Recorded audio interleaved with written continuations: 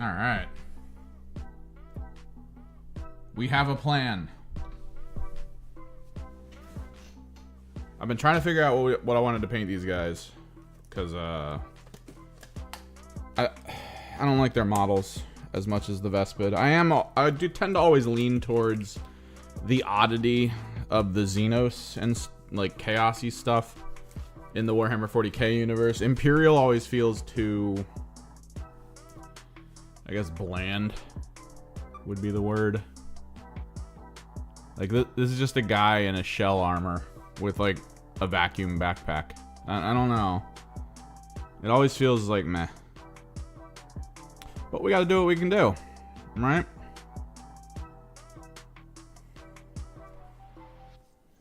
Interestingly, I got all the gunners. You can only get 1 leader out of the box if you go all gunners. I had to semi-finagle this guy.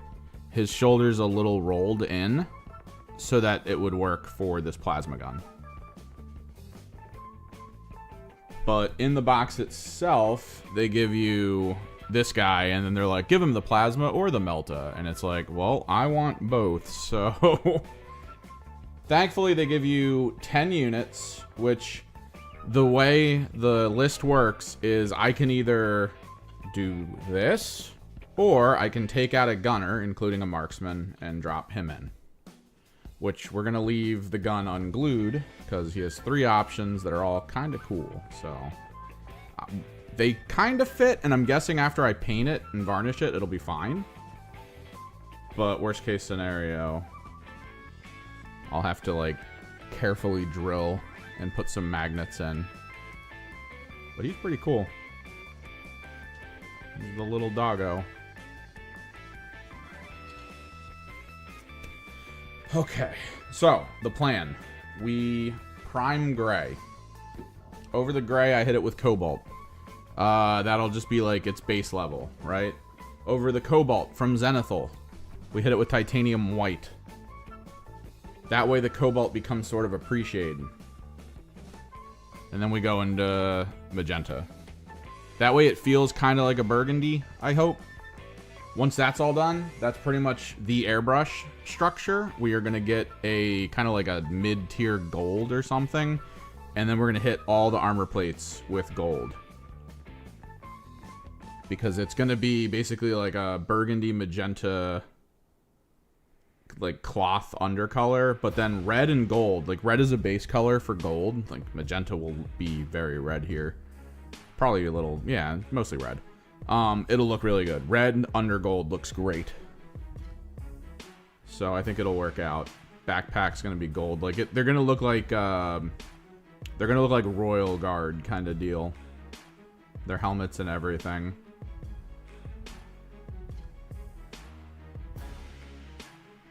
I think it'll be fun. I think it'll be fun. Let me get this airbrush put together.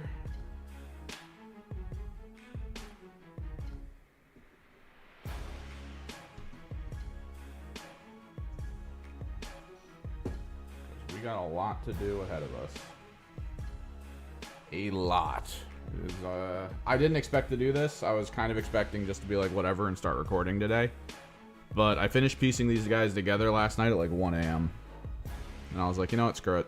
Let's do it. Let's get them in. Let's finish them up.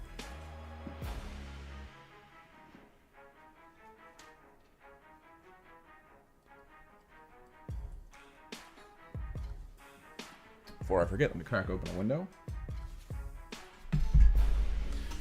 Crack open this window over here. Always ventilate when airbrush day occurs, children. Always.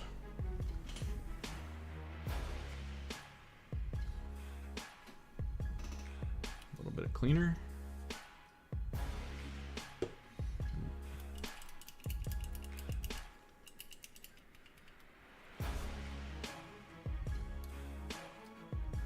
Picked up some gloves today. No, I will, because then I don't really have anything for like a while. I think the next thing we have is the Malstrain Alpha, and that's about it. That's the only other thing I got coming. Looking at the looking a little bit into the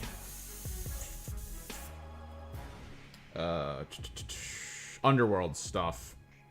I'll probably get it, but I don't think I'm going to make the characters. I think I'm just going to get it for the boards, since it's kind of weird that they would unify boards. Like, I sort of get it. Like, boards were a complaint of mine, but I don't know if the answer in my head was, you know, get rid of the boards. Get rid of them. Make them a single board.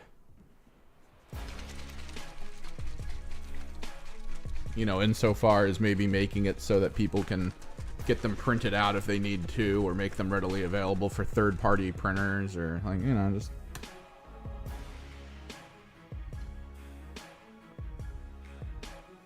anything other than what's currently going on.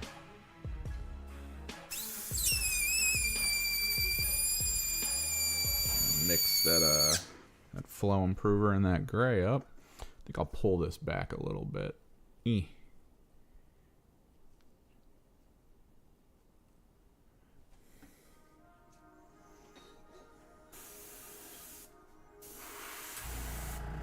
My favorite part about priming gray, it is almost the same exact gray color as the plastic, making it very difficult to see what you've already hit versus what you need to hit. You have to kind of go with like what's wet and what isn't, which is a little obnoxious, but I don't want it to be full white, because full white would brighten it up too much in my opinion. Full black would darken it up too much. Gray keeps it closer to a natural color. Like a mid-toning type situation. And I don't often use my gray, but I will say it is, and I'm going to say this out loud knowing full well I'm streaming and people see it, therefore it's going to not, you know, continue in this fashion. But normally when I prime gray, it is the best application primer that I have. It comes out the airbrush smooth almost the entire time. It applies smoothly. It barely ever turns kind of a little bit sloppy and goes into the recesses. It's pretty good. And now that I've said that, I look forward to it clogging and having issues this whole time. So it'll be great.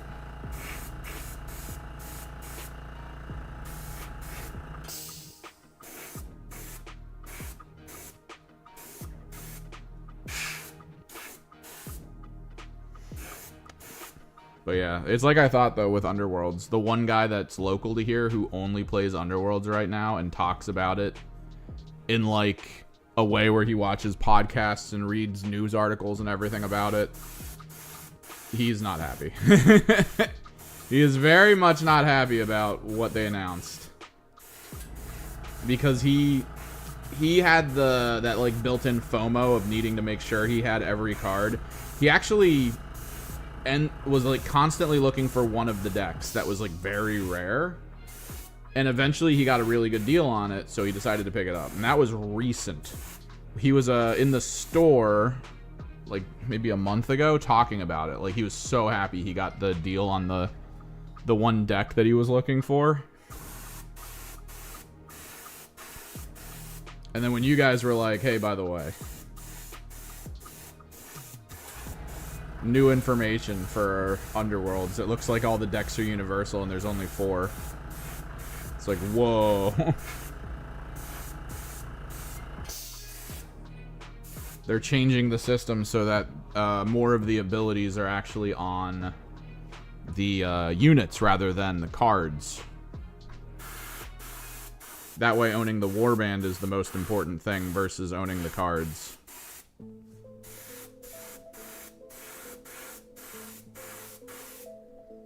But it also means the adaptability is kind of gone. Maybe. Maybe they'll do it where you can pick 2 decks at some point and be like, oh, I'm going to go kind of control, kind of aggressive. Who knows? I still think Games Workshop missed out on an actual cash cow involving blind box cards. Like, you know, classic Magic the Gathering, Yu-Gi-Oh style. Open a booster pack.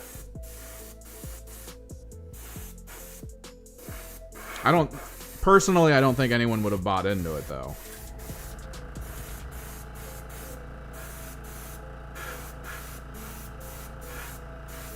Although it's honestly not that bad if you consider... Well, maybe it is. Because it's always comparative price point. And people trying to get into Underworlds in that situation would look at the fact that like a box plus cards is like $80. Whereas you could just go to Magic the Gathering and for 25 bucks have a pre-built and be like, oh, I can play against my friends. It's like, yeah, you can play against your friends. You're not going to do well, but you can play against them. You have your deck. If your friends have been playing for a while, they're going to kick your ass pretty consistently with their very well-built, very well-designed decks.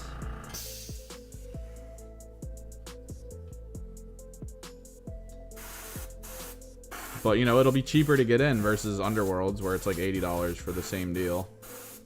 So, like, people looking at price point would probably avoid Underworlds if it kind of had that feel to it of like, oh, I bought a team and a deck, now I can play.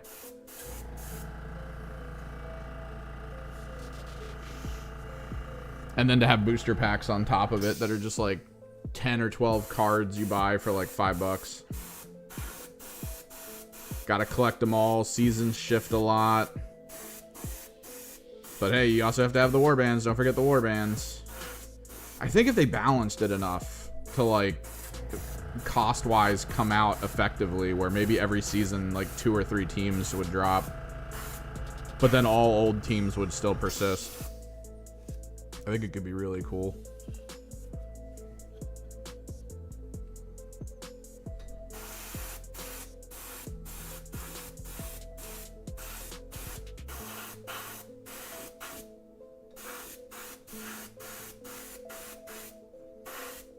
See what I'm talking about with this gray primer?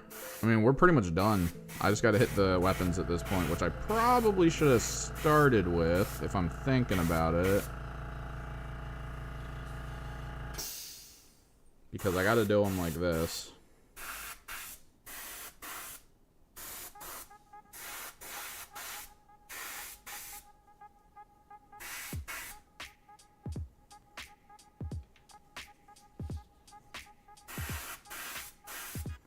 These I might end up just painting manually. Because I think they're going to be baseline gold. And then we'll just deal with it from there. I'm not going to actually do the blue to white to magenta concept with them.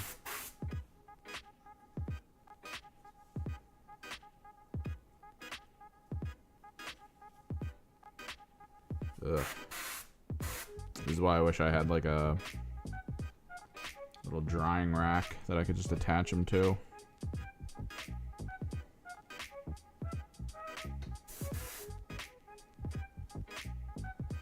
In theory, I could manually paint on them, because the gray primer can be used as a brush-on primer if need be.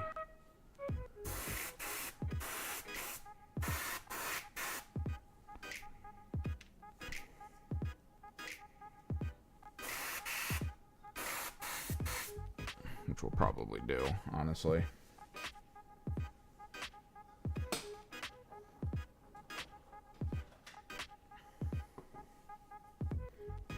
Yeah, but so far, 10 units. Actually, 11 units. No clogs. Hell yeah.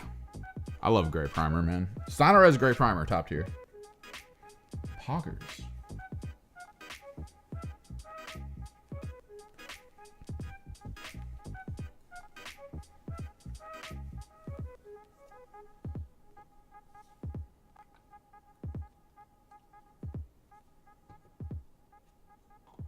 So next on the list, Cobalt.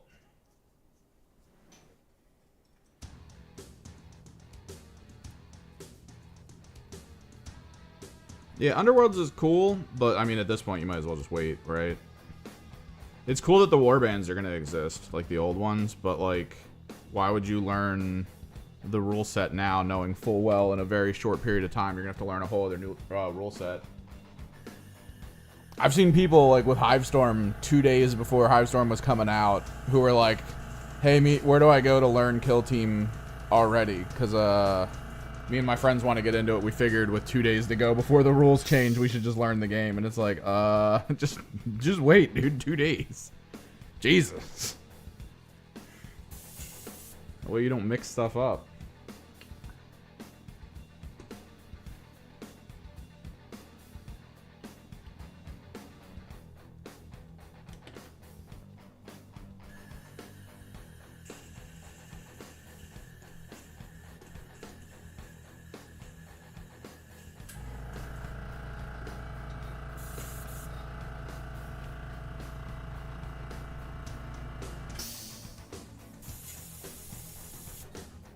Word.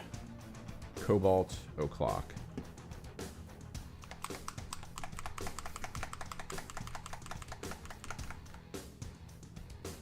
Should probably start from the far side.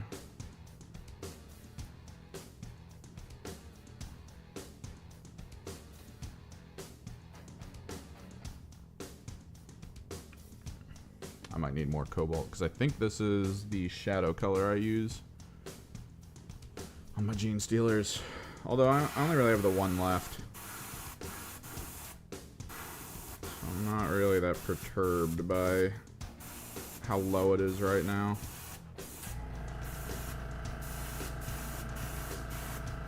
I'm not gonna lie, I do like the cobalt color. It is a really nice color.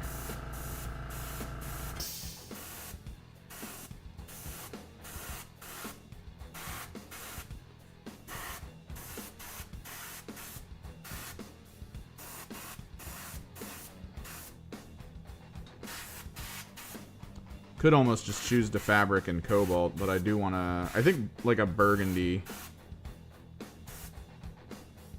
into gold is just a better idea. So that'll need to dry.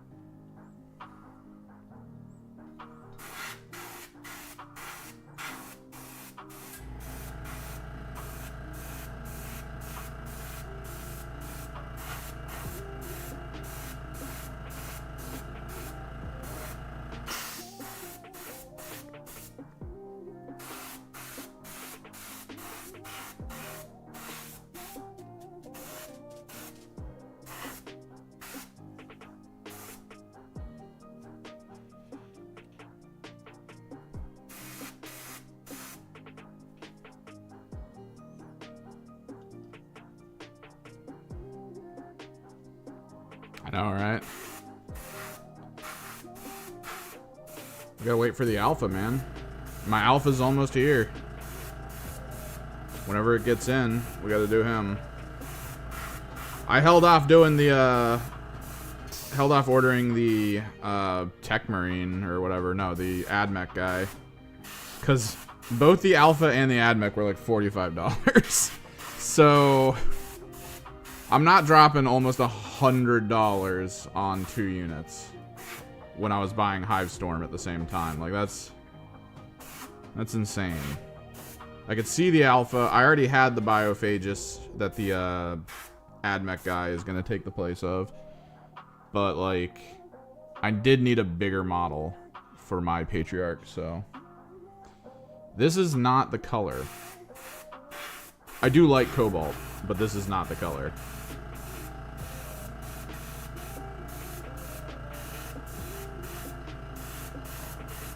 This is going to end up being a pre-shade.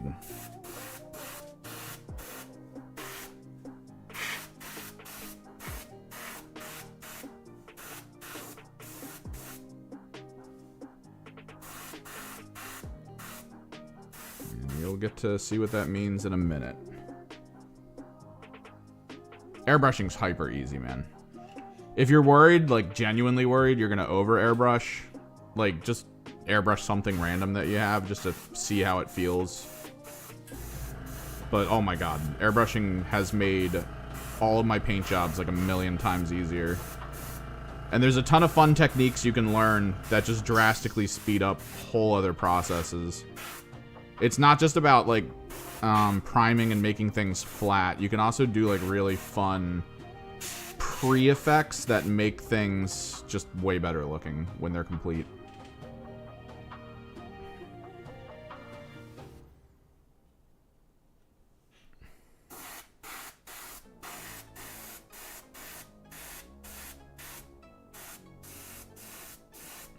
And then post effects too. You can do post effect OSL pretty easily.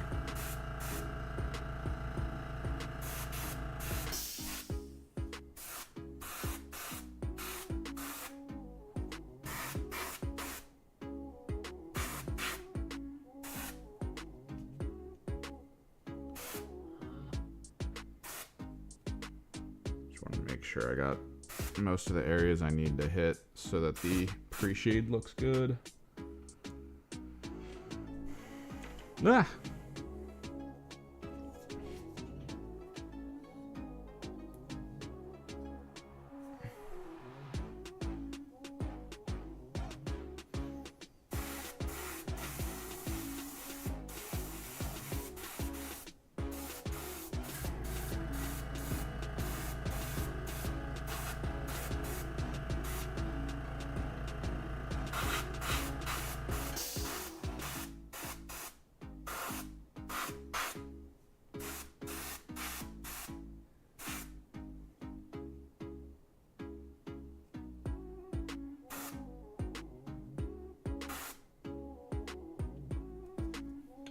I love the little guy. Little guy's awesome.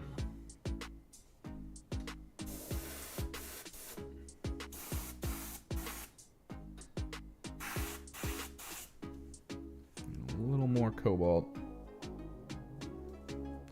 Blending, OSL. You can do some fun buildup effects with certain colors to make things look like thermal.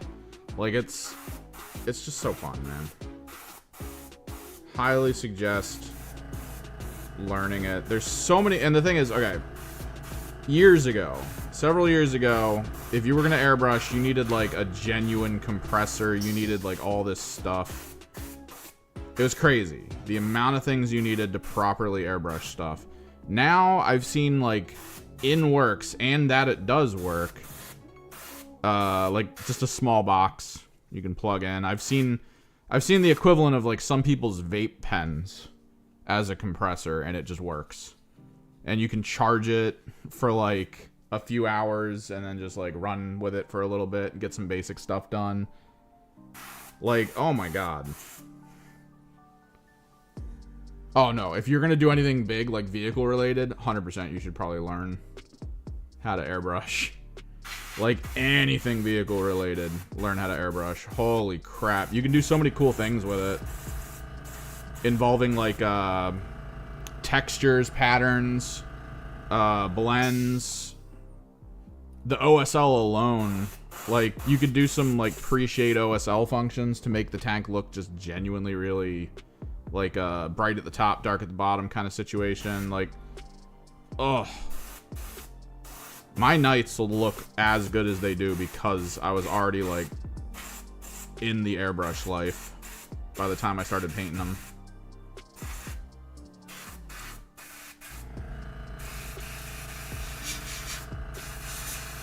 just need a little more. Cool. All right, so we need to let these guys dry a little bit. Let me clear this. So like I said, this is kind of a pre-shade.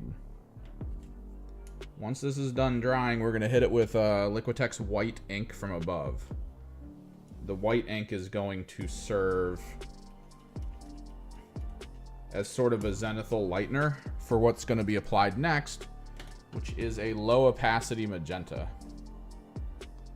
So basically what's going to happen is in the teal recesses, the magenta is going to feel a little purple.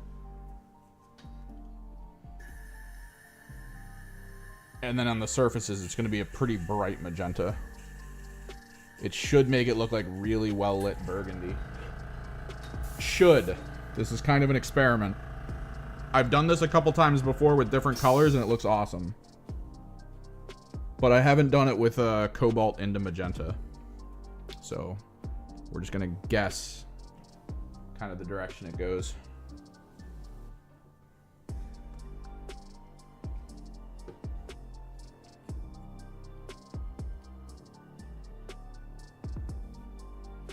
Want to make sure all the magentas or all the cobalt's cleared out.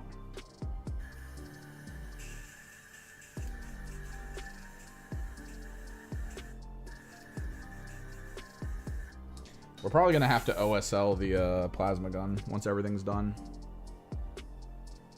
That could probably be that'd be pretty cool just to have to do it. I could probably do them kind of like my vet guard, where the gun barrels, because these are las, right? Like these are like las carbines. Yeah, the barrel tips a thing. The other las guns that I had have those like venting ribs where I put white ink in there as kind of like a capillary white, and then I hit it with magenta to make it look like it's glowing from the inside. I don't think these have that, but they do have the basic las barrel tips that I could probably hit with and just make them magenta. But yeah, I was happy with the box overall. I saw someone online talking about how you have to only pick one gunner. You don't. You just have to augment the shoulder on one of the gunners, and you can have all the gunners you need for the kill team, which is good. The ability to swap between the 4 options, because you can only take 3. Swapping between 4 options is good. If I'm on a close quarters map that doesn't have a lot of vantage points, I might drop the sniper, bring in the servo. If I don't think I need to get close to an enemy, or getting close kind of sucks, maybe I drop the Melta. Maybe I'm in ITD, or maybe I'm in a map where like there's not a lot of shooting aisles that I can drop the servo and have him cover. Then I just don't take the servo, and instead I take plasma, Melta, sniper, right? Like if I need more mobility.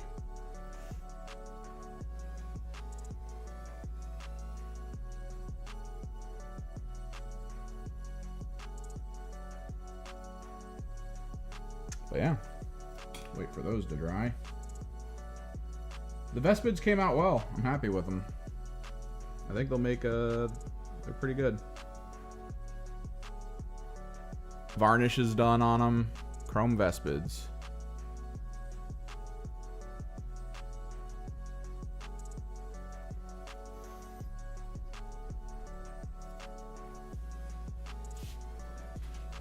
Let me double check that. Because here's the thing. The way this army gets split up, it's going to be in a squad of 4 and 2 squads of 3s. So the squad of 4 will always start on the field, and then the 2 squads of 3s you can put into reserve, I guess. Like, that's just the concept, right? So let me take a look while we wait for them to dry, to make sure it counts that, because I think it does.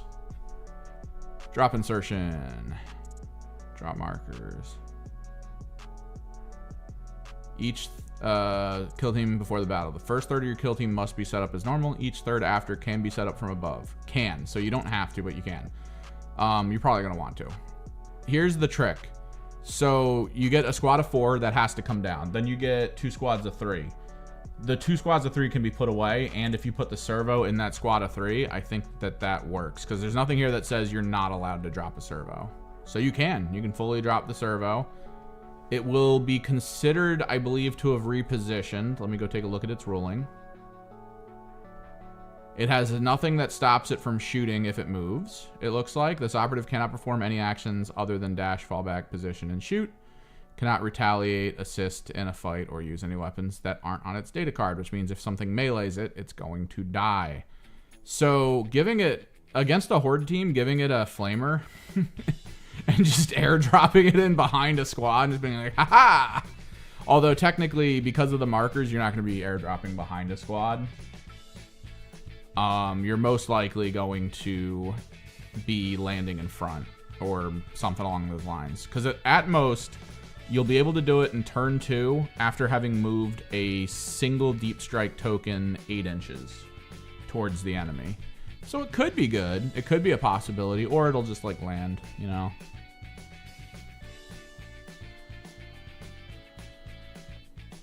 I do like the idea of the flamer on it and just dropping it in someone's face, especially since it has 2 shoot actions, but dropping counts as 1, so it won't be able to double flamer that turn, which kind of sucks. The operative is treated as performing reposition action. Spend AP accordingly. Yep, he'll already be down 1.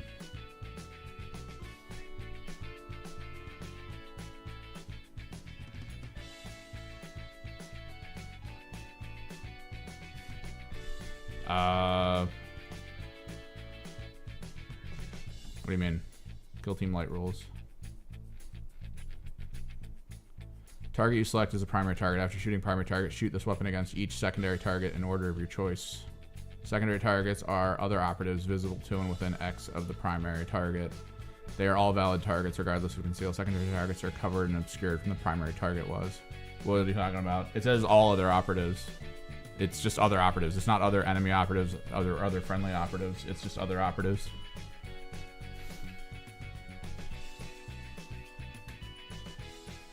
Okay, so if tourneys are ruling it, they're ruling it, but it's just you're supposed to target other operatives, which I guess you could factor into the shoot rule, which shoot with the operative as explained on the following page. Attacker selects one of the operatives, ranged weapons. Attacker selects an enemy operative that's a valid target. Attacks roll, defender rolls, defender blah blah blah. But the problem is if you go to blast, it's just then you roll against all other operatives in the area. No, you can't shoot friendlies, but you're not doing a shoot action against them here. You're doing a shoot action against the main friendly and not the side friendlies. You're supposed to just you select secondary targets, which are other operatives visible to and within X. So, personally, they're ruling wrong, but at the same time, they're ruling what they're going to rule. Torrent X is the big one. Torrent X lets you select targets. You cannot select friendly targets. But you have to select valid targets. So when you compare Torrent's writing and Blast's writing, it says you have to select valid targets within X of the distance. Whereas Blast just says you select targets within the distance.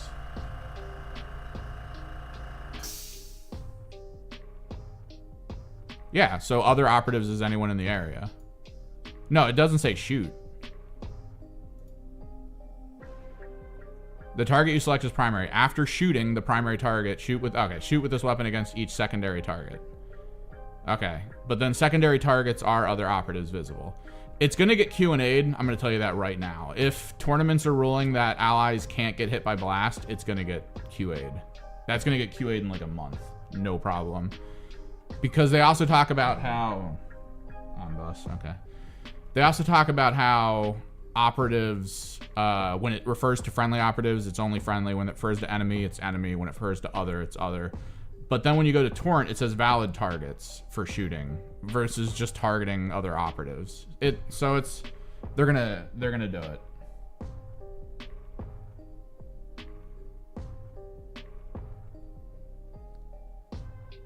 No, it'll 100% because it's the same wording as the last season. So I don't know why they changed it now. Like the last season was make shooting actions against all nearby operatives. And even back then, they were like, you can't shoot allies. But then everyone was like, yeah, it's fine.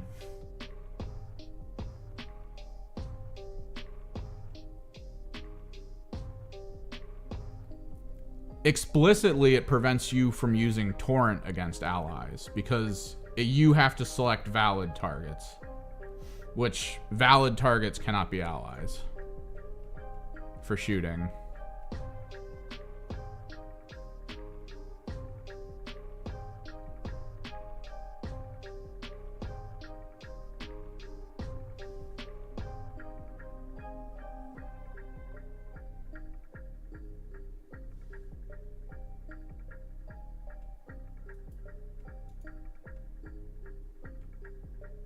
It should probably just say, like, roll attack dice for all nearby operatives within the range. Rather than take a shoot action. Because shoot with this weapon... I understand what they're trying to say. Roll each sequence separately. I don't understand what they're trying to say. But you don't get to do step 1 or 2, I think. I think it's like do step 3 through 6 against all nearby operatives kind of situation. Okay. How we doing? You still tacky? The problem is high flow paint is semi-glossy. So you can't really tell if it's dry or still very wet.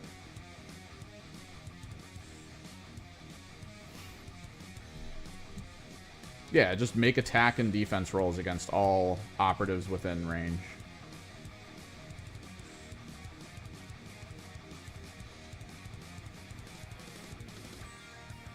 Alright, here we go.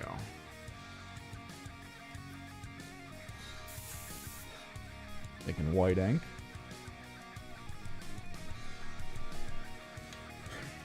Well, it's a common thing, and I never want to be like rules as written and rules as, God, what's the term?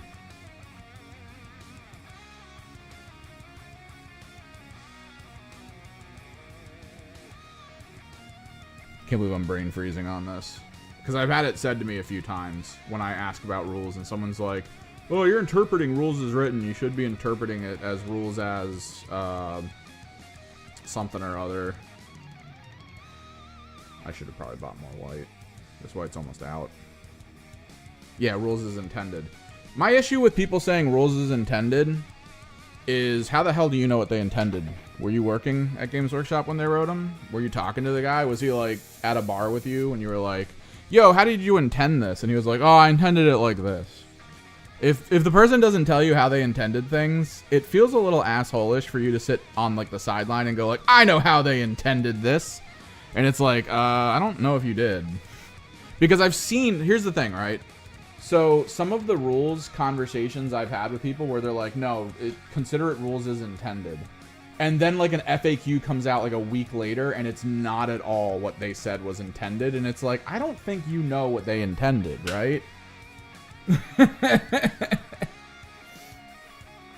Like, I don't think you know. Like, why did you tell me it's rules as intended and then not tell me the proper way the rules were supposed to be intended?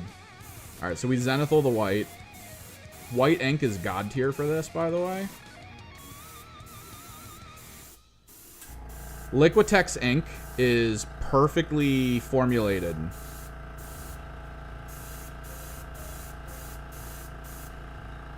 To go through an airbrush with like little to no issue.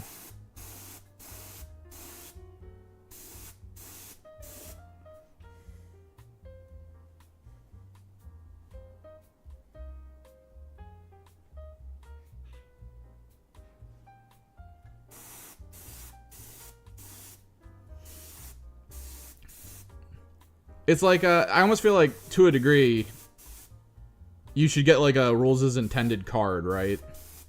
And the moment you use it on something that gets FAQ'd to be not what you said it was intended as, you like lose your rules as intended card. Like, it's just, please.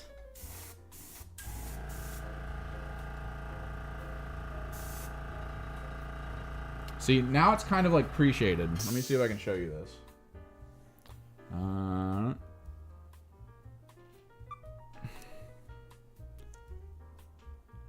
So all the underparts have the cobalt. The white's on the top. So when I hit it with magenta, I'm going to do all over magenta. So the cobalt's going to be hopefully a different color completely.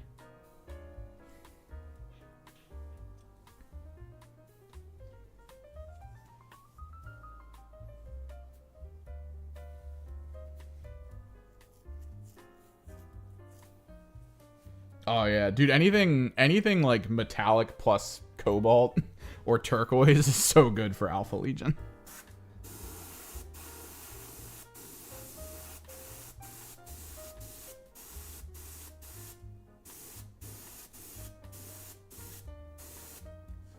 I've always had this fun idea with, like, it would take too long to paint for Alpha Legion.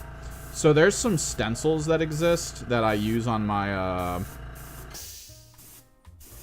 Gene Stealer cult, right?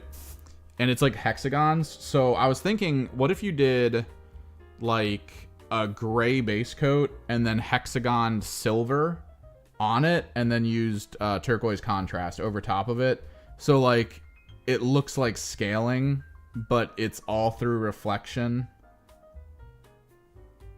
That could be really cool.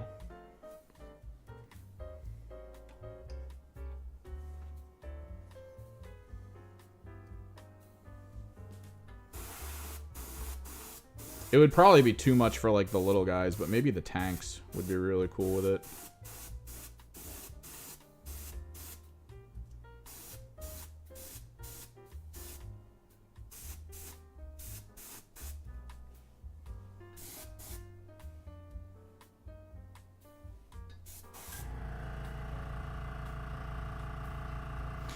You can. The contrast that I've used is Aldari Emerald, and it looks really good. Because it builds up in the edges, which is what I want. Like, I don't want to just go flat with it. I want it to have kind of like a... Especially on Space Marine armor, with its curvature and stuff.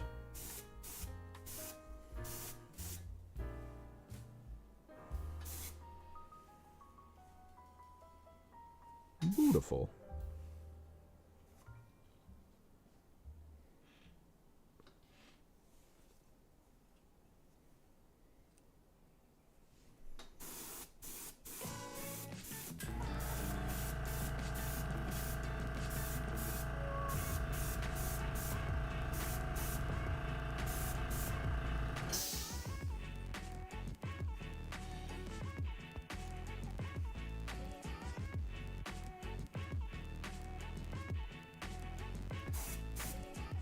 It's a very similar medium.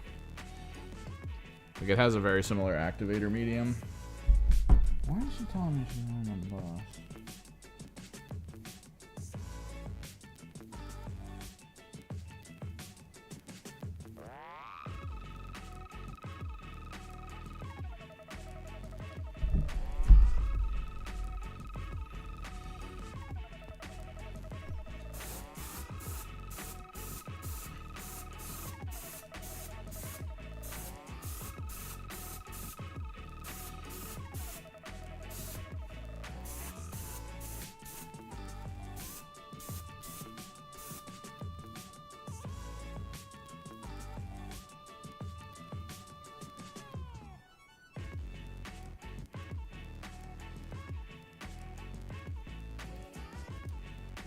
Yeah, if it says so, if an FAQ says so, like, it's down the list, all the way down to if you have no clue, whoever has initiative for the round decides.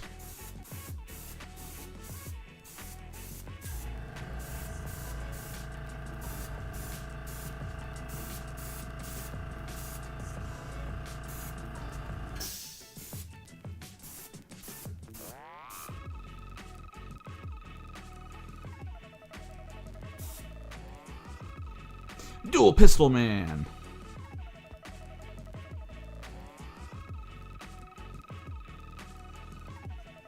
He's pretty cool looking. He's pretty pog.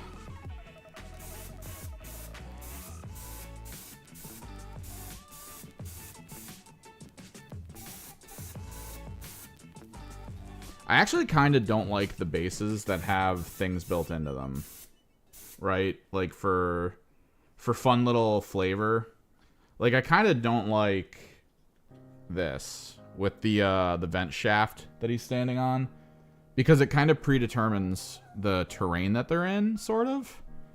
And it makes it harder for me to be like, oh, let me put them in like a fun alien world with just like grass or like a jungle planet. It's like, cool, why does the jungle planet have a giant speaker?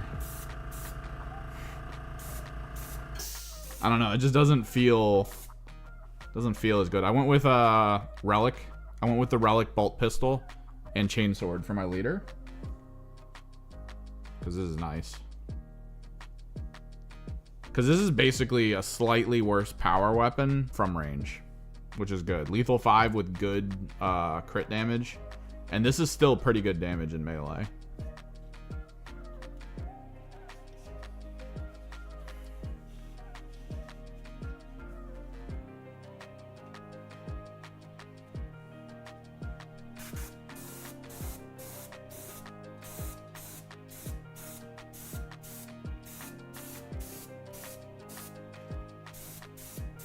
Get this ink going, baby.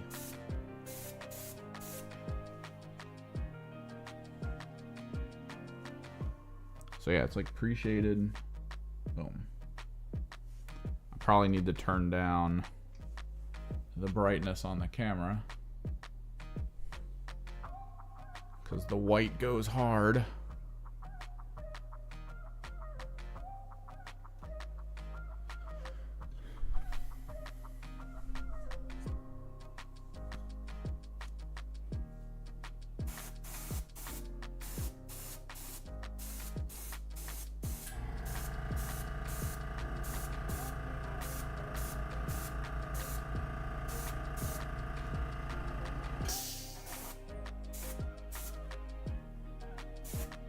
Behold. All right.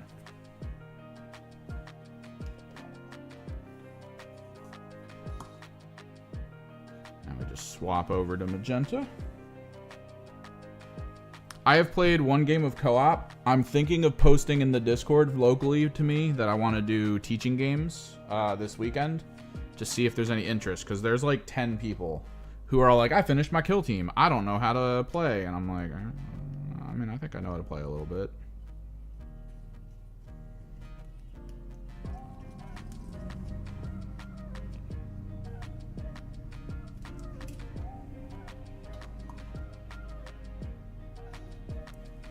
I was gonna bring my terrain and bring like a ton of teams in case they don't have any.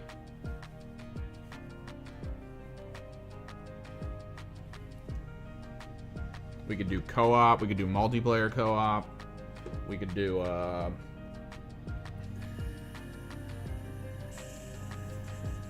we could just play a match. We could play 4-person free-for-all.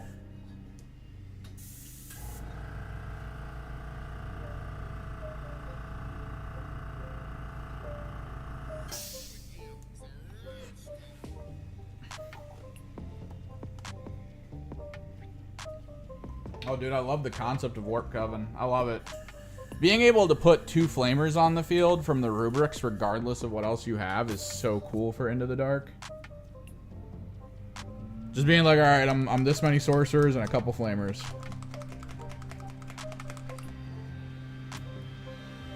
Of course, my neighbor's gonna do his yard work right now while I'm airbrushing.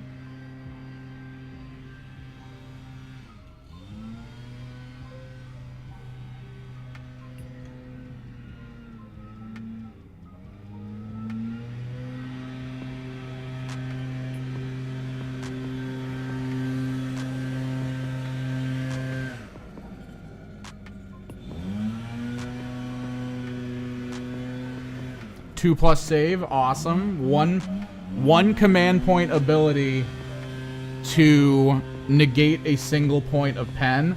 Oh my god.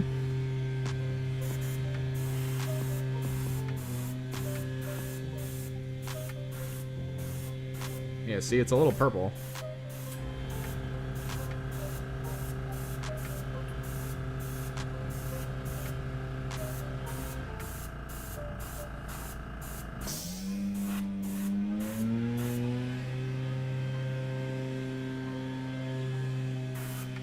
pull the camera up for it in a second.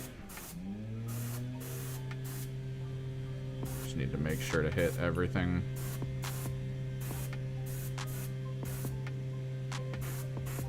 With the magenta.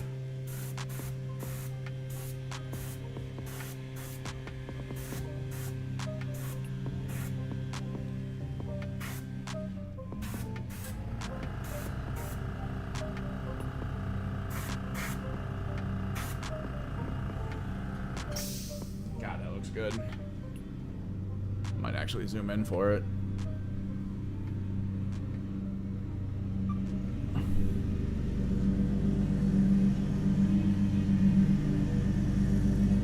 Yeah, like his under part, mostly purple. Top part, kind of like a red magenta.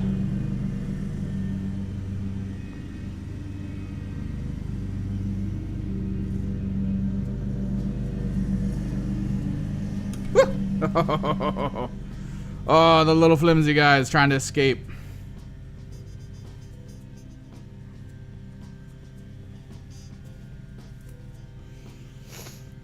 But yeah, no. Warp Coven's great.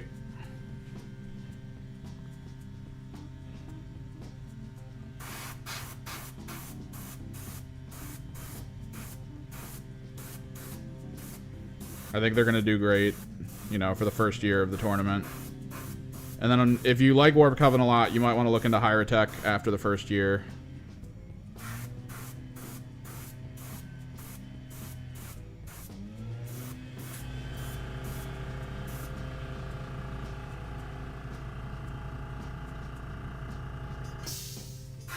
What, the Aquilons? They're only slightly bigger than Imperial Guard, I feel like. Or are you talking about Rubric Marines? Rubric Marines are actually about the same size.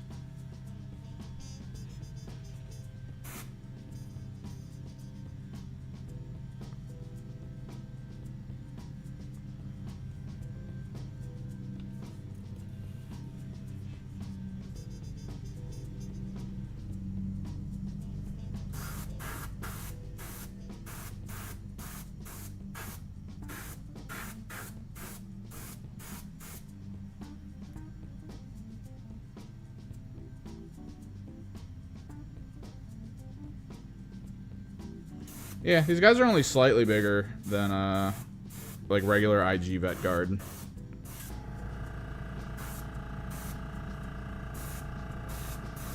I mean, they're pretty much wearing a Space Marine backpack. Like, this is basically a Space Marine backpack.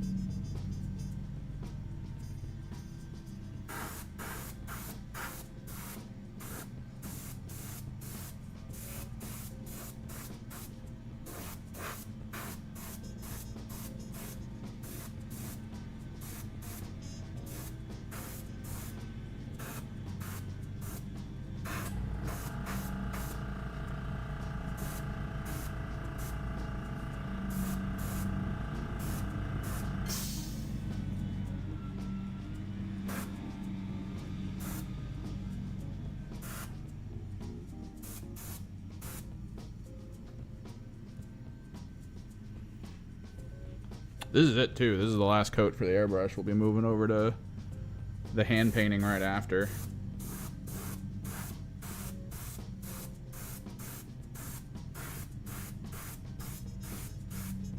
Trying to make these guys relatively quick.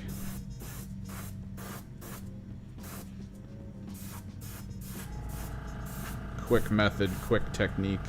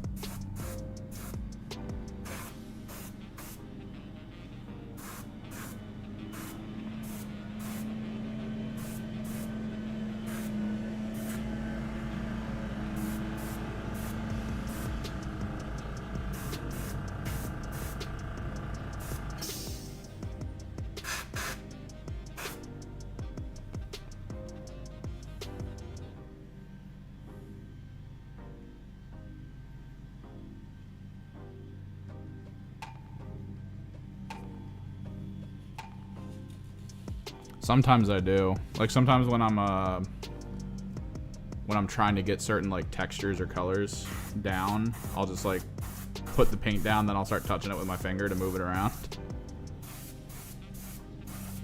Or to pick it back up or something.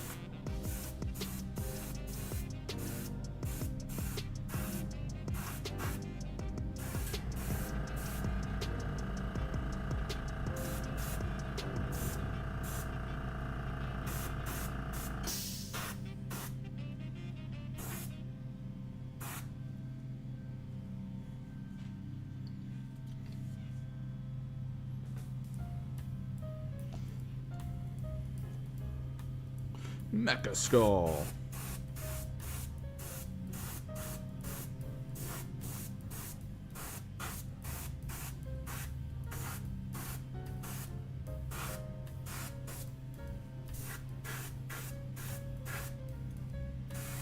But yeah, this guy can definitely be deep struck if you need to.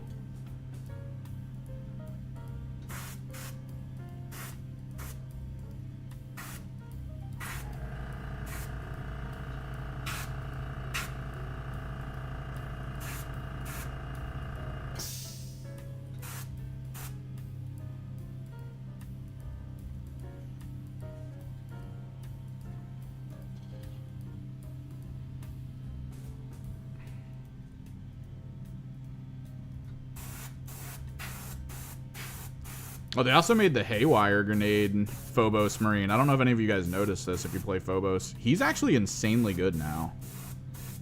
Because if you run him up against a melee heavy team, you can just place his beacon in front of him on the objective with him, and then that's it. Like, you just... There you go. Just set him to done.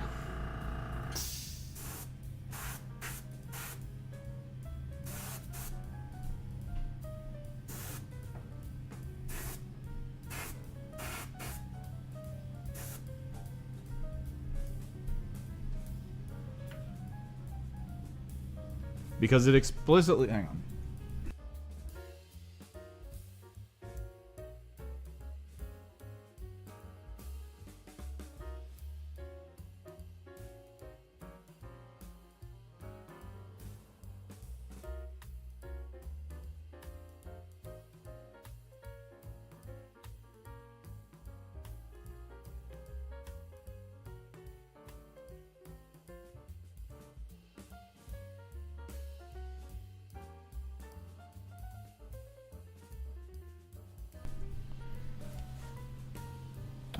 Kasserkin. Well, let me get this guy done, and then while we're waiting for him to dry, I can pull it up.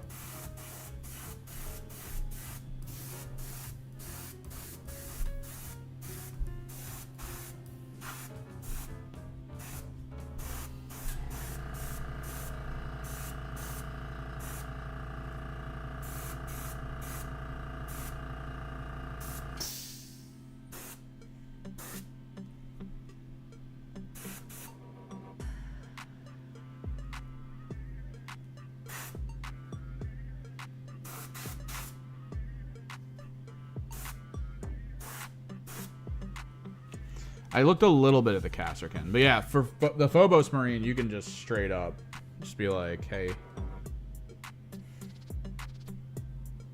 I'm over here now, and I dropped a mine, and if you go anywhere near it, it's gonna, like, the coolest thing about it is it stops your opponent's ability to continue its activation, right? So if they run over to him, they can't fight him. Like if they charge him, they can't fight him. They'll be stuck. And then when it explodes, it explicitly says that that Marine does not take the damage from it. He's unaffected by it.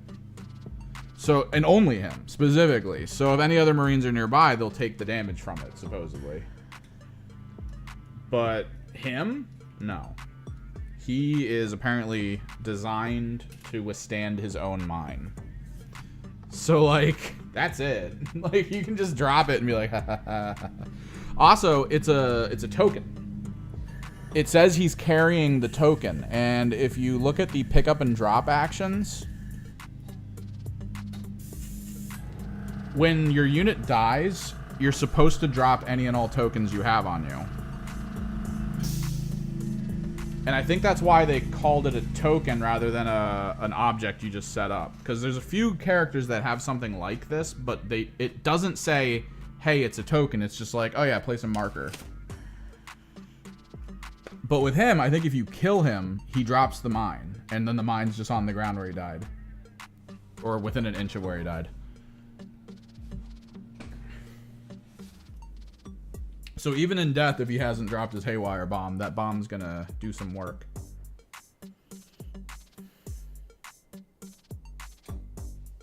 All right, let me empty my airbrush, and then we will go look at the Kasserkin while these dry.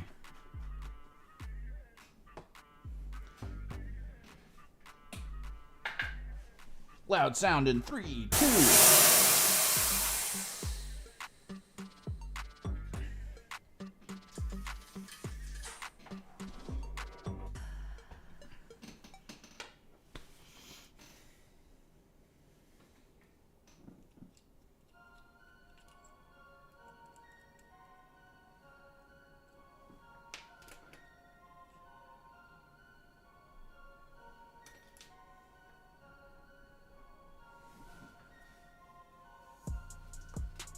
Yeah, let's take a look, actually. Here, let me move this over. Yeah. Full screen it. Find Kasserkin. Kasserkin.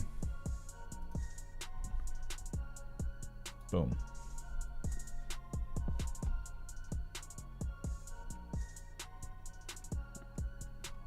So 9, I think. This was the same, right? They're a 10-man squad. They've always been a 10-man squad, or were they prior a 9? I'm trying to remember what this was. Pretty sure they were a 10-man total. I feel like some of the IG squads got like an extra person. Okay, here we go. So, faction rules. Strategic gambits. Skillet arms to friendly Kasserkin objective or operatives. Light them up. Establish overlapping fields. When a friendly Kasserkin operative is shooting ready enemy operatives, that friendly operative's ranged weapon has severe. That's beautiful. Strike fast. Whenever friendly Kasserkin operatives performing the reposition, add 1. That's beautiful. That makes them as fast as Aldari. Whenever a friendly Kasserkin operative is fighting or retaliating, or an operative is shooting it, the first time attack dice inflicts normal damage of 4 or more, the operative during the sequence, that dice inflicts 1 less. So, you know, nice little built-in sort of feel no pain function. That's good. Add 1 to the attack stat of friendly Kasserkin operatives. I mean, this is going to be very rare. There's not a lot of weapons like this. Add 1 to the attack stat of friendly Kasserkin operatives, melee weapons. Okay. To a maximum of 4, which means there's probably a guy in here who already has a 4. Select a skill at arms for friendly Kasserkin operatives to have until the... Okay, so this is just... Pick 1, they have it for the rest of the turning point. Okay. I'm noticing no more hero points, which makes me sad, but also I completely understand. Believe me, I completely understand why this isn't hero points anymore.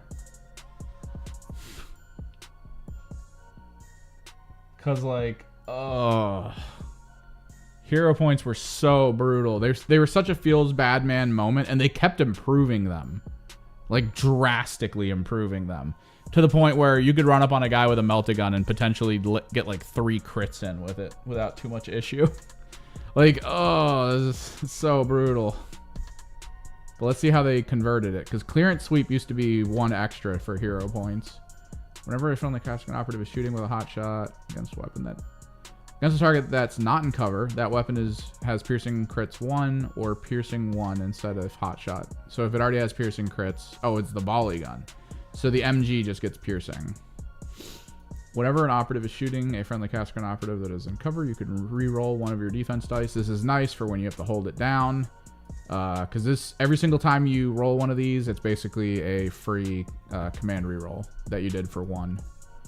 Clearance sweep. Place your clearance sweep marker in the kill zone whenever a friendly Cascan operative within 5 horizontally of that is shooting, so the verticality doesn't matter, of that marker. If the target is, horizontally of that marker, whenever a friendly Cascan operative within 5 inches horizontally of that marker is shooting an operative also within 5. So 10 inches total from edge to edge. And it's within, not wholly within. So you can literally be towed in on both sides. Horizontally of that marker, that friendly operative's weapon have the balanced weapon roll. Okay. Wait, did they up their ballistic skills? Their sergeants a 3. Their medics a 3. They up their ballistic skills. Yes! That's the trade-off. That's why you don't have hero points. Because getting free rerolls on a 3+ is usually a good idea.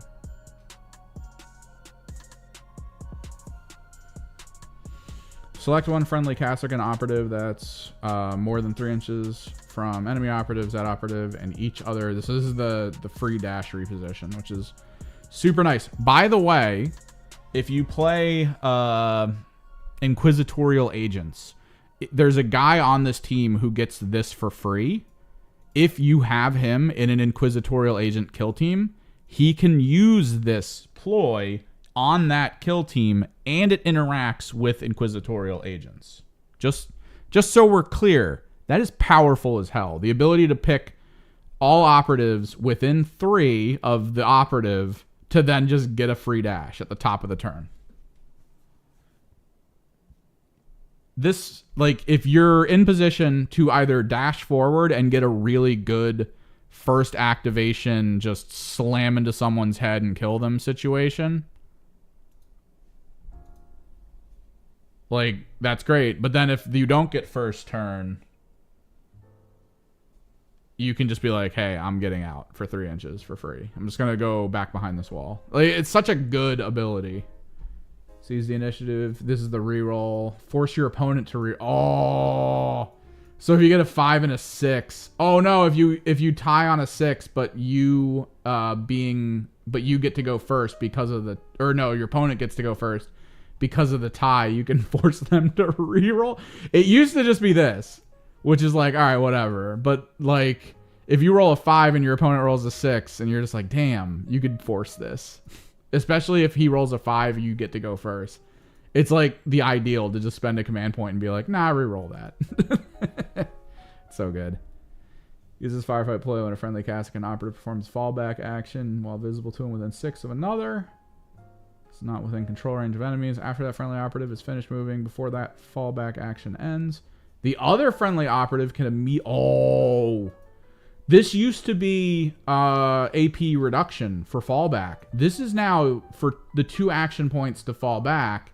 The friendly operative shoots. So if you've just got a melt-a-gun near the operative that's going to be falling back, like, just do it and just melt the guy. Oh my god, that's hilarious. I love it. Neutralize. They don't have 4Cadia anymore. That's sad. Use this firefight ploy when a friendly Cascan operative is shooting after rolling your attack dice. If the target is expended and not in cover, you can reroll. So this is the classic. If it's expended and not in cover, you just get full rerolls. It just turns a weapon into a relentless, which is really good, especially in the hands of like the hotshot las, grenade launcher. Because like, think about the overall rules for this, right? Operative is shooting. There's no limit on gun, right? If the target is expended and not in cover, you can reroll any of your attack dice. So, core target of a blast attack, if it's not in cover and it's expended, all rerolls. If all units near that target are also expended, the trick with blast, as I brought up in the video, is that the cover is only conferred from the primary target. So even if those units are in cover, they're no longer in cover for the attack if the main target wasn't in cover. So if they're also expended, more rerolls. Probably a rare situation for that to occur, and it's mostly, of course, against Horde teams. But very rare situation, also super awesome. Give no ground. Use this firefight ploy during a friendly Castrican operative's activation, or at the end of a firefight phase. Select one of your mission markers or an objective marker until the end of that activation, until the start of the next turning point, respectively. If total APL of friendly Castrican operatives contest that marker is 2, and the total APL of operatives that contest it is the same. Friendly. Wait. During a friendly Castrican operative's activation or at the end of the firefight phase. So you can just do this at the end. Select one of your mission markers or an objective marker. So this is just something you need to control with APL. Until the end of that activation or until the start of the next turning point.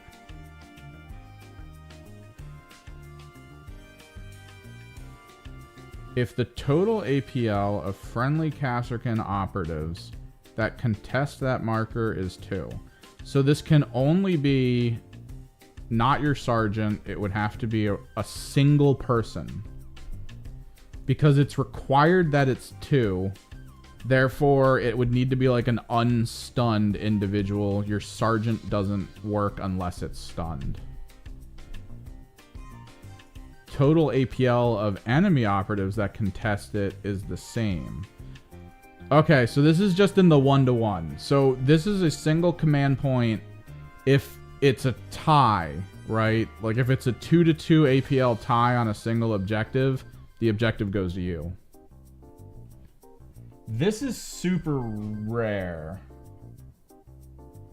This is hyper rare. But I guess it's fine to have in the pocket, especially against a ton of 2 APL teams that exist. Because a lot of the time, someone will send one guy forward to hold a point. And then, like, if you go, it'll just be a hold. That's it. Like, no one gets it.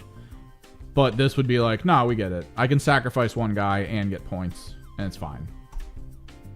But, like, this doesn't work against not stunned elites. Like, you would need to be able to stun an elite in order for this to work. But yeah, 3+ to hit, although the leader doesn't get 2. Which I think we've noticed, right? That the leaders don't get +1 to their hit stats normally anymore because it was too crazy. Like, leaders with 2+ to hit were just, like, murdering everything. But yeah, lethal 5, pierce 1, plasma pistols, of course. What's the loadout? Is he restricted on loadout, or does he have a cool loadout? He's loadout restricted. Tactical command, 0 action points. Select one friendly Castrican operative. Select skill at arms for that operative to have instead of its current. So you select everyone, and then this guy for a 0 action points can change one person. That's okay. Instead of resolving the above effect, if your clearance sweep marker is in the kill zone, you can remove... Ooh, that's really good, actually. This is really good. 9 times out of 10, clearance sweep only works for the opener attack, and then everyone runs away from it. So this being in your pocket for later is really good. In a clearance sweep turn, that's great. Medic, of course, standard medic stuff. I kind of hate the medic. I rarely use medics. Although, depending on equipment, Castrican tend to be the only team I use medics on. We'll have to see what the equipment says. Castrican demo trooper, melt-a-mine operative. Yep, melt-a-mine marker. Pick up, so you can drop it, pick it up. It can wait, no, this unit then. Whenever performs place marker, it can immediately perform a free dash. That's kind of awesome. The free dash being tied to it's really good. I don't think the Phobos guy gets the free dash, because I mean he's 3 APL, that would be insane. That marker cannot be placed within an enemy operative's control range. Yep. First time your melt-a-mine marker is within another operative's control range, remove that marker. 2d6 + 3. That's insane. End its action. Even if that action's effects aren't fulfilled, it cannot be placed. Move it to the minimum amount to do so. Note the operative is ignored for these effects. Note that this operative is... Oh. It cannot set off... yeah. This is the same exact thing. You could literally throw it in front of you. or take damage from that marker. You can throw this thing in front of you. Maybe they... looking at this... Well, I mean, it's only this guy that negates it. So any... Here's the thing. The first time your Meltamine marker is within another operative's control range. Remove that marker and inflict damage. So this... It would AoE your own units. So, I don't know. But, like, this is awesome. Because, yeah, you just run this guy onto an objective and throw his mine down in front of him. And you're just like, hey, how's it going? Do you want to take 2d6 plus 3 damage? Come at me, bro. I don't take damage from it. Whenever an operative is shooting this operative with a weapon that has blast torrent rules, excluding weapons that have sweeping profile, which, that's good. So they're trying to make a distinction between heavy machine guns spraying in an area versus flamethrowers. You can reroll one of your defense dice. In addition, this operative isn't affected by X devastating. Oh, he's not affected by the splash. Nice, unless he's the target. Gunners. See? Sweeping. I love this. The new sweeping thing for the heavy bolters or heavy machine gun style weapons. This is a really good weapon now. At 3+ to hit, I already have it pre-built. At 3+ to hit with the ability to torrent 1 full field distance and just spray things down with 4 shots, with the enhancement we just looked at that converts this to just piercing 1, this is a really good gun. It's genuinely a really good gun. Like, this is cool here, but this is kind of awesome. It's a little less damage. Like, this would be more for, like, a straight horde team, like, cultists and stuff. Because the ability to do, like, this much damage to everything within an inch of a singular target versus, like, this. To a single target for the same amount of attacks, same dice rolls. It's pretty good. Plasma gun, classic. Loving the hot now on it. Hot's great. New hot is fantastic for everyone that wants to use it. Hot shot las gun.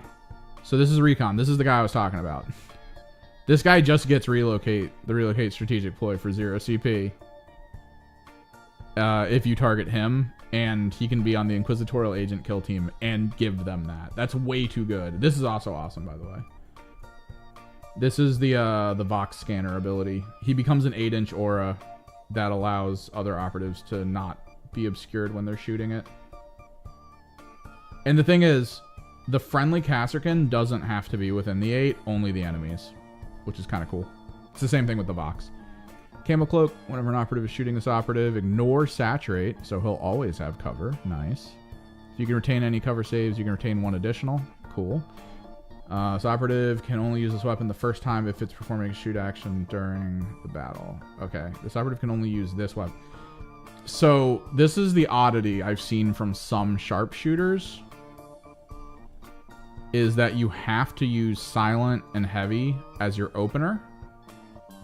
And then you can continue to use devastating heavy or silent and heavy. Like in the aftermath. Why would you... Okay, so there's just these two. This operative can only use this weapon the first time it's performing a shoot action. And then the wording of this makes me believe... Because I saw someone on Reddit talk about this. Is this operative can only use this weapon the first time it's performing a shoot action during the battle. To my understanding, once this is fired, you lose the silent function. So you can do it from conceal, but in the following turn, you're going to need to come out of conceal in order to continue firing. Because it's like this is a limited 1, but it is only limited 1 for the first time you shoot. It's like a really weird wording concept with this gun. They tried to make snipers like not as powerful, but there are some snipers that do not have this. Like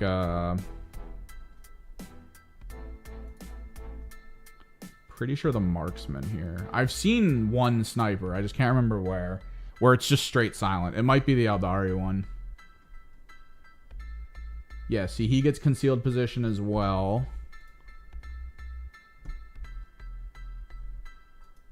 Corsair Void Scarred might not have silent. No, he does. Yeah, see? This is where the difference lies. So some snipers can only do the silent once. This guy can do the silent permanently. Which is really good.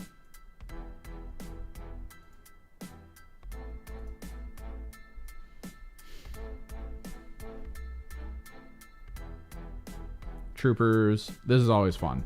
So all troopers get access to the smoke and stun grenades for free. I love this.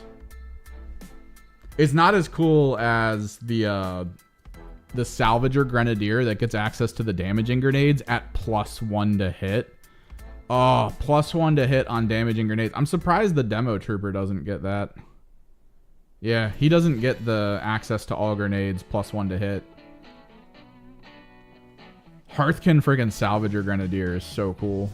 He's so cool. I imagine the Sanctus Sniper does. Vox Trooper, classic. This guy can double APL to people. Just he has to spend an action point each time. And they can only go to 3. Of course, because you can only get ±1 anyway. He's classic. He doesn't need vision still, I think. Yeah. So the reason this one's stronger than most other Vox troops are like, I need vision, I need X amount of distance. They'll have limits. This guy, you just put him in the back. He's all the way at back, just chilling, on his own, behind a wall in a way no one can get to him. And he's just dropping APL on people from across the field without issue. At the end of the day, you do want him kind of close to something you need to do, like a objective capture or something. But you don't need him out of conceal, out of heavy or whatever. Like, he can stay out of vision the entire game. And his whole purpose is either at the beginning of the turn or the end of the turn, is to activate, drop some APL on people. And those APL are going to make a difference. No, yeah. This is his whole point. Oh, yeah. You mean this guy? Each of the following once per turning point. No, yeah, each once. So, yeah, he can just smoke, stun. So, like, the trick is you would APL him so he could reposition and then smoke stun. It'd just be annoying. So, I believe I do not like the medic anymore on this team.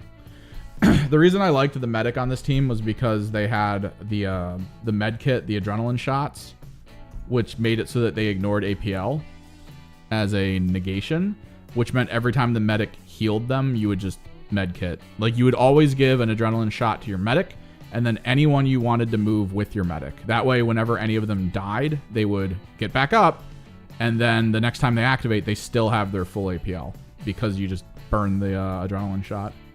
Whenever a friendly caster operative is shooting an operative within 3 inches of it, ranged weapons on its data card have the accurate one. So whenever a friendly operative is shooting, so close range shooting is accurate 1. I mean, maybe. Whenever a friendly caster operative is shooting an operative more than 6 in the roll attack dice step, obtain critical success. Its hotshot weapons have saturate. Like this, I would put this at a higher rating than this personally. Like, this is okay, I guess. Once per turning point, when friendly caster operative is shooting, if you roll 2 or more fails, this I would maybe. Against melee, you always want to take like whatever melee enhancement you could get, so combat dagger is probably good. This is probably a must just to take if you don't have anything on the universal chart you want. Outside of that, maybe this is fine. It's not the worst. The thing is, they all hit on 3s now, so this doesn't feel that good, but it's not the worst. Personally, yeah. At this point, probably an extra trooper instead of a medic.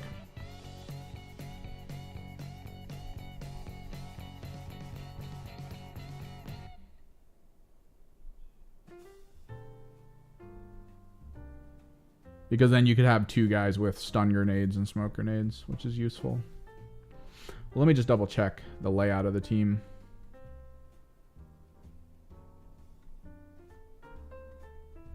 So if we say screw it to this guy, we only get access to 4 gunners. So 1, 2, 3, 4, just to say it, we have 4 gunners. 5, 6, 7. So you have 7 out of 9 straight up. So they kind of want you to just take the medic and then go trooper. Personally, looking at their abilities, right? So trooper, like I said, gets these. These I feel are very important, because especially smoke grenades. Chucking a smoke grenade down at your feet and sitting on an objective is obnoxious. But then you go over to the medic, and the medic's just, hi, I heal things, or I revive something in the same classic way that it used to occur, where it can only be the first time this happens. You can't wait for a more opportune unit. If there's 2 people within 3 of this model and visible to it, and the worst of the 2 is picked, it negates this ability. I mean, that's on you for doing that, but still, it negates this ability, keeps them at 1 wound, but then they cannot be healed the next time this guy, like, goes. In that turning point. So as long as this, like, next turning point, sure, but also that unit near you is only going to be 1 APL unless he gets voxed. Like, it's a whole chain of bullshit that I think is stupid. Versus you being like, oh, let me just throw another trooper in here and he'll run up and smoke grenade. Or give him an extra APL, run up, shoot, smoke grenade. Like, why not? Run up, shoot, smoke grenade. Stand on objective. Alright, I'm going to assume the colors are dry. So...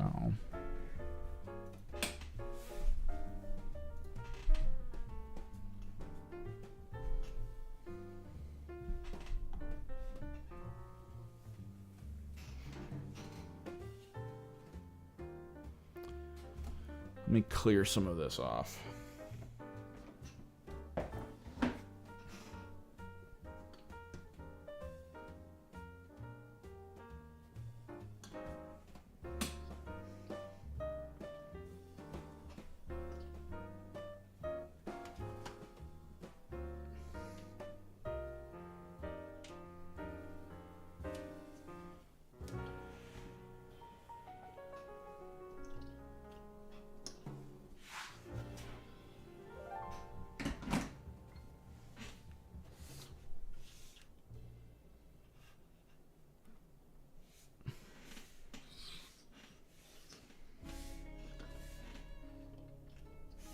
They're kind of shiny, but this is why we use anti-matte varnish, or anti-shine varnish.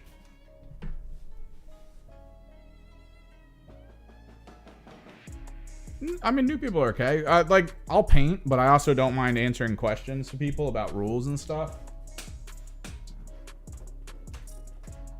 It's kind of why I do these. I want to kind of get the pulse of what people are, like, confused about or interested in, to try to figure out, like, oh, I could do something about that. I could write up a whole video. I could get like a short out or something, or, you know, it just, whatever. Outside of that, we chill, we talk, we go over team rules. You think Castergan? Between the demo trooper and like a good shooting plasma gun and melt-a-gun, maybe.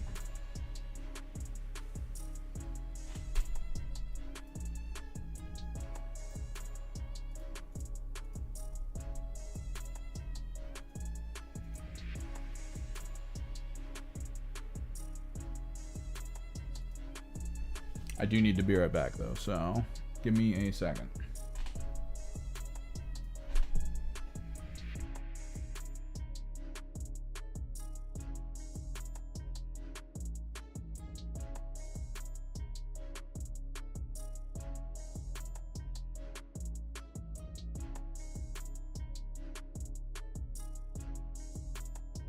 Real quick, transcendency, yes, and I'll talk to you in a second about that, because conversion's a great thing in Kill Team. We'll go over it. Hang on.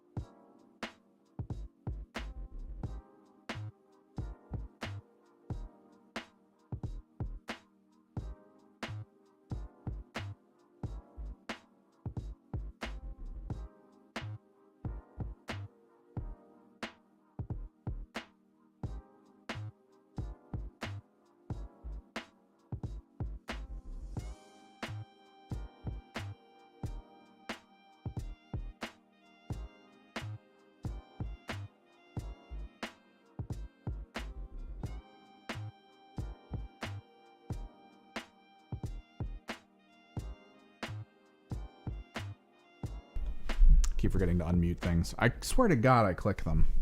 But yeah, so on the bottom right-hand corner of all the cards is the base size. So these are 28s. If I find a unit that feels like this, or just in general that I prefer to this, you can go with it. As long as the base size is the same and the general silhouette of the unit is the same. Key things people want when they play against you is if they look at the unit, they're like, oh, that's a demo trooper, because they see something in its hand that looks like a bomb or something, and then they got like the pistol. They don't want you to just like put a ton of guard on the field with like all las guns, and then you're just like, oh, but this guy does have a las gun, but he also has a knife, you just can't see it. Which this is the precursor. Like, there's specific models, as long as you can be like, yeah, here's the plasma gun, right? Like, and you have it on the field, you have the visualization of the plasma gun, you're fine. And then as long as you're modeling them so that like the models, if I have this and I have the 28 bases, if I'm running like Ratlings on it and being like, yeah, these are Aquilons, and the Ratlings are like up to their knee and that's it. No, don't. You want to try to get the general silhouette, the general boxiness of what the character someone's going to be playing against is. Right. Imperial agents, combat patrols have a lot of kill teams in them. Have a lot of actual kill teams in them. The Exaction Squad, that was a kill team. That's where you can kind of get it. Inquisitorial agents, same thing. And the trick is Inquisitorial agents can have auxiliary squads, which include the Exaction Squad. And I'm pretty sure the Elicidian are in there as well. So you might be able to get an Elicidian team out of it. I think Breachers are in there as well. Like, for someone to play Imperial agents right now, just in general, you'd have like 3 or 4 kill teams, no problem. With the unit limitations that army has.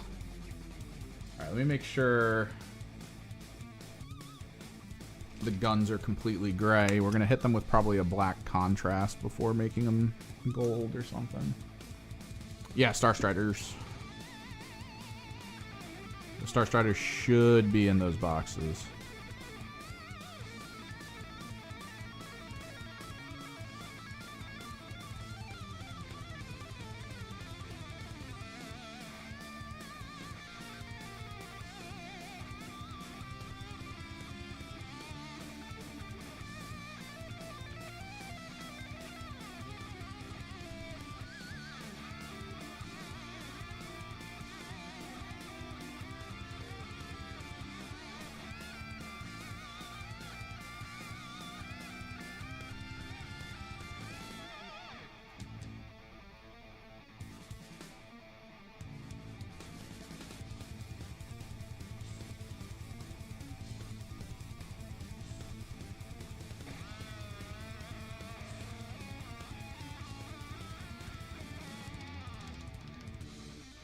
Manually brush on primer.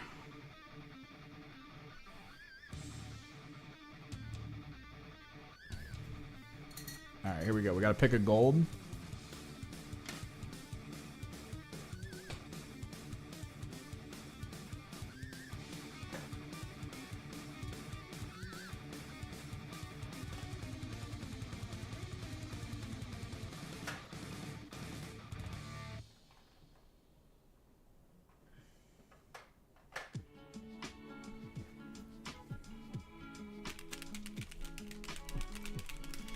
The kill team side? Kill team's great, man. And it's in a good place, I think, right now. A lot of fun stuff going on.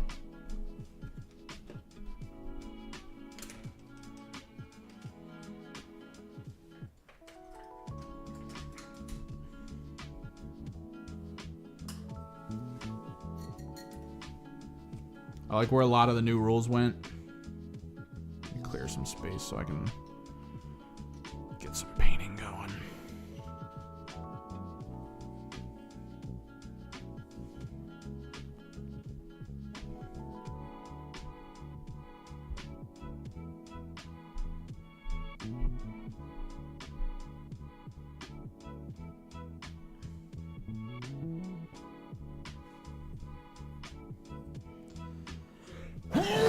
Ugh, season's changing. Making me sneeze.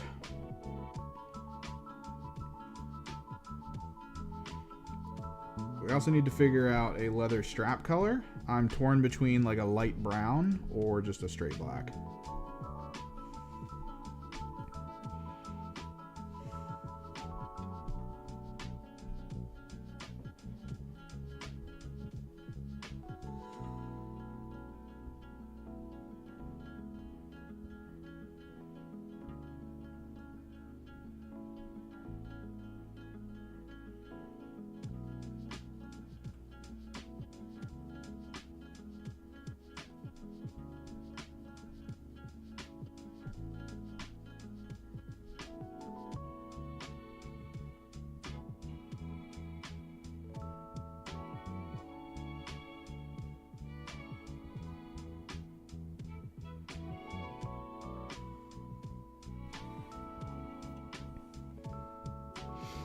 But yeah, like there's teams that that exist in Kill Team that people have done tons of really cool conversions for.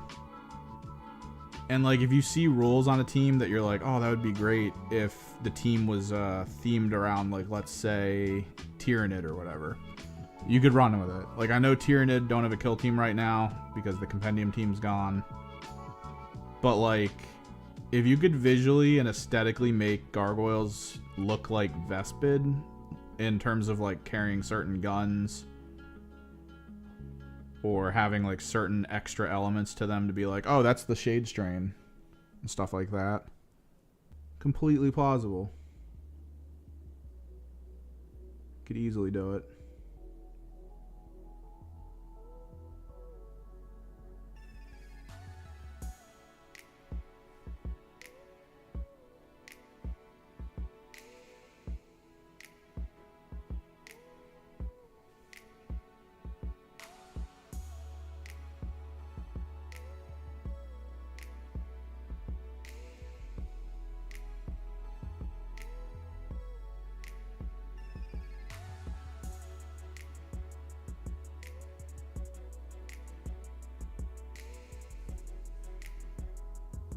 Legionary are great for kit bashing.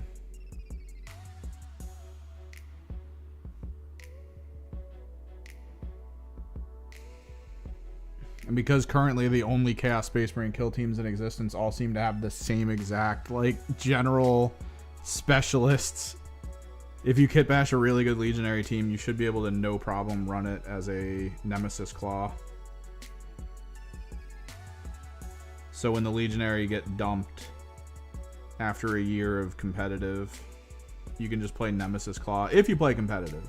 Supposedly the concept is that going forward, even teams that are no longer considered competitive, they'll still get rules updates. You can still play them casually.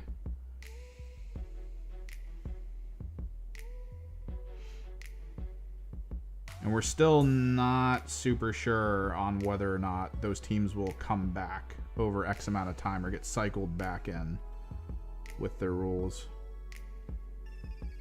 No one's really 100% on any of that.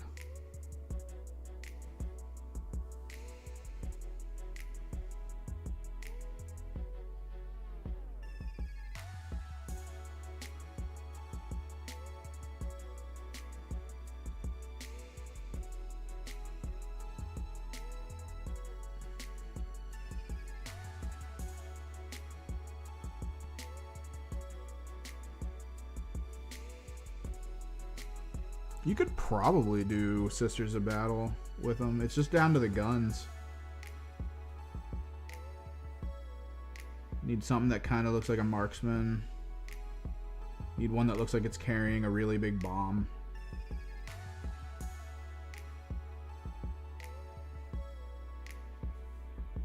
A dual pistol user. If you have spare parts from like other Sisters box sets, there's the crossbow sister you could have, like for the dual pistol user. You could just have dual crossbows or something. I think that'd be kind of fun looking.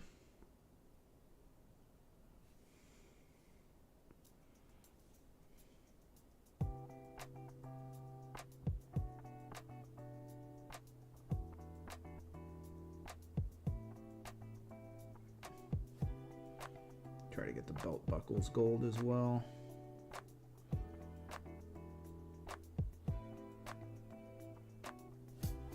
hopefully, I was planning on recording a bit today, but then I was looking at my guys that I just finished gluing and was like, screw it, we'll paint.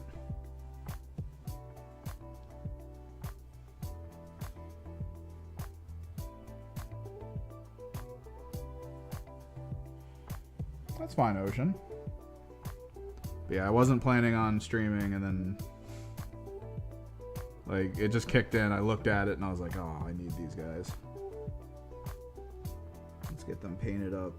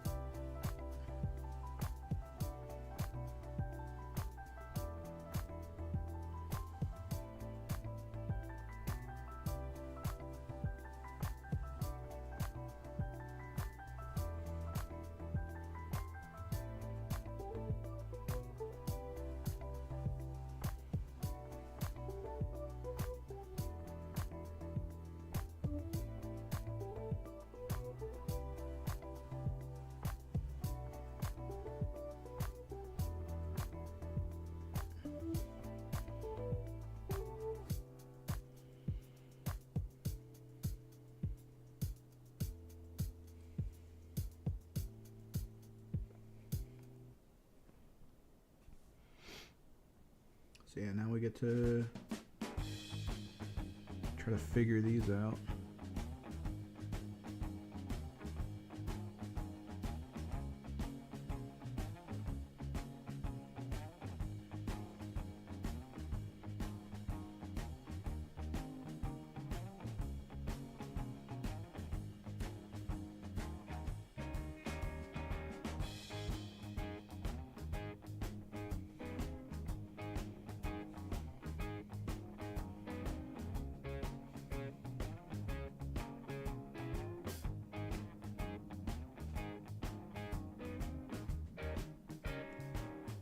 With these guys done, we're not really going to have much to stream for a bit, so I'll just go back to recording.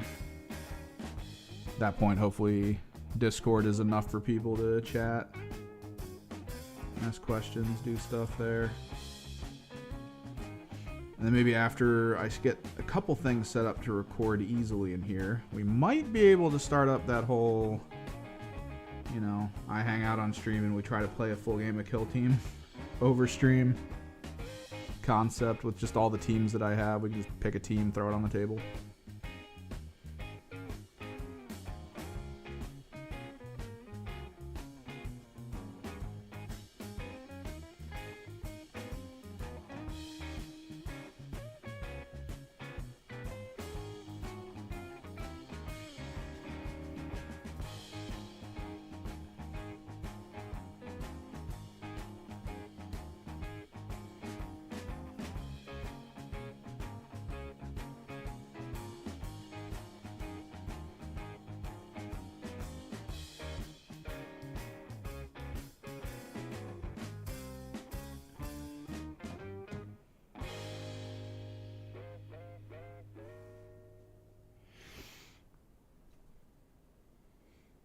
I do want to do a video about the co-op and solo mode, because I do want people to understand that, like, it's cool, but definitely, like, dive in and try to create your own homebrew with it.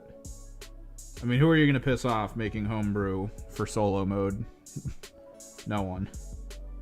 So definitely think of doing it. Definitely think of fun ways to bring, like, challenges to yourself within the paradigm of kill team combat. Like, if somebody could homebrew a dreadnought, and then someone could, like, homebrew just, like, weird functions for enemy types, skills and abilities, I think it could be kind of cool. And then people could kind of share their creations online. To be like, yo, fight my super challenge. Here's my enemy. Here's all his stats. Here's his rules. You know, try to build a team that can beat it. Maybe even build like an arena meant for it, like in general concept, so people could see like, oh, he needs to be able to teleport between these 2 points. Okay. It'll make it hard for melee teams to deal with it.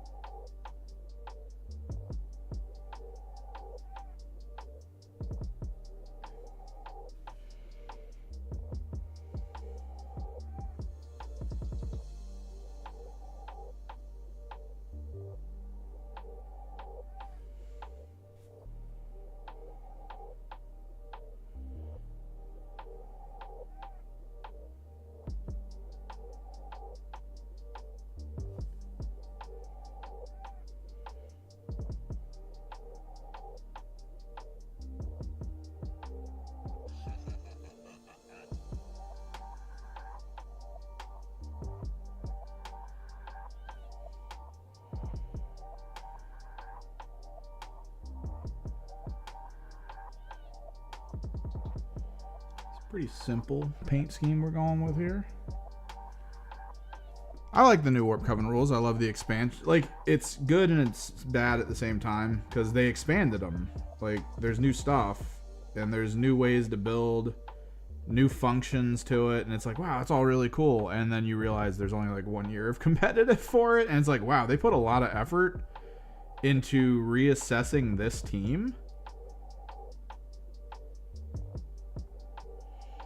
only to give them like 1 year, which just, I don't know, it feels weird to be like, yeah, we figured out how to do shield Zangors, we did all this cool stuff, you get 1 year with them. It's like, oh, okay, I guess just to figure out how to make that year count.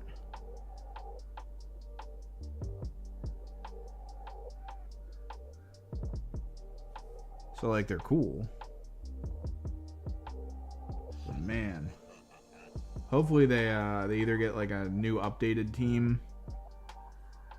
or maybe along the way they go from being declassified back to being classified again with like a big rules shift. Because they did make it clear that one of the big reasons they were gonna classify and declassify, or declassify the teams, is because they were gonna like stop selling some of the boxes, and they didn't want people to feel bad about not being able to buy the old boxes, right? But you hear that and you're like, okay, but then you look at it and you're like, oh, wait a second, those are just rubric marines and sorcerers. There's no way in hell you're about to pull rubric marines and sorcerers off the store shelves. That's Thousand Suns.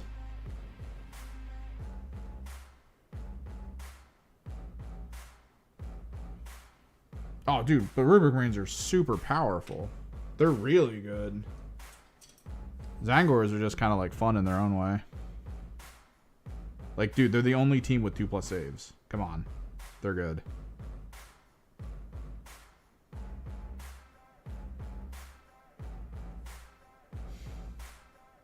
They're so good. I was not expecting 2+ saves. When I started looking at them, I didn't even look at their save stats. I was looking at just their general weapons and things and being like, oh, cool. And I can give it this bonus as like an ability, and oh, that's awesome. And I was just like, wow, that's really awesome. And then I looked over and saw the save stat and was like, who did that? Who in their right mind said out loud, let's give the rubrics a 2+ save?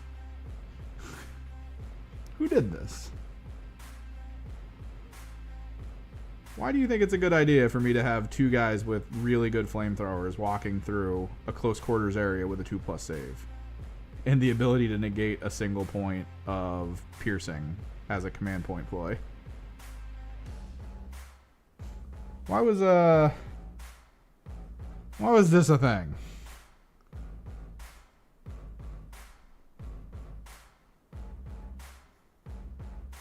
Someone in your office read that and went, yeah, that sounds right.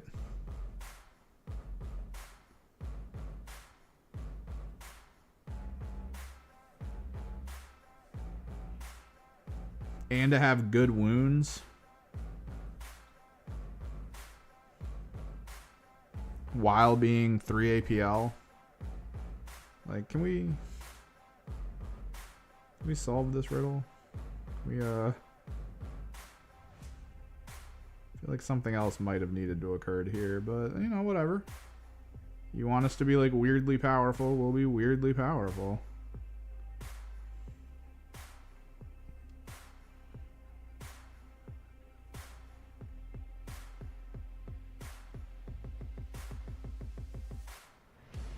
I mean, you go up against Thousand Suns, you probably shouldn't be aiming to do kill op. You should be aiming to do your side mission and capture mission. Like, it's going to take a frickin' force of nature to bring down a rubric marine.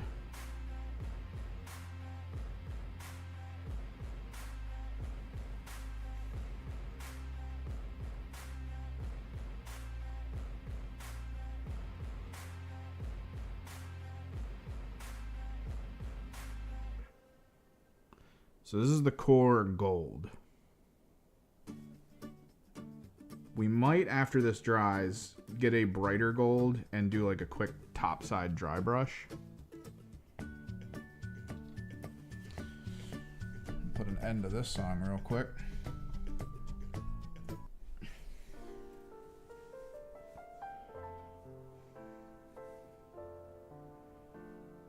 Tomorrow's Friday. We might continue streaming these.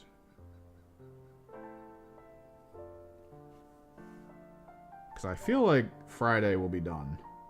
Right? I feel like we'll be good.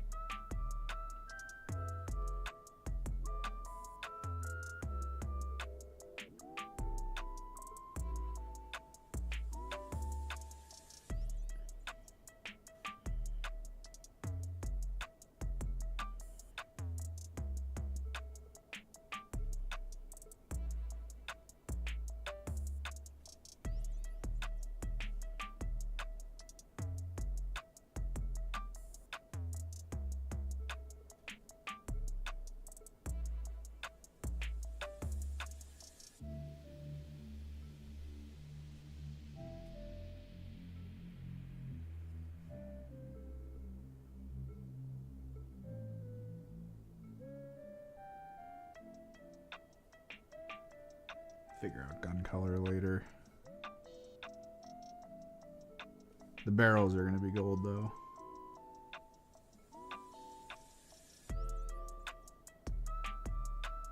I think that'll be fine.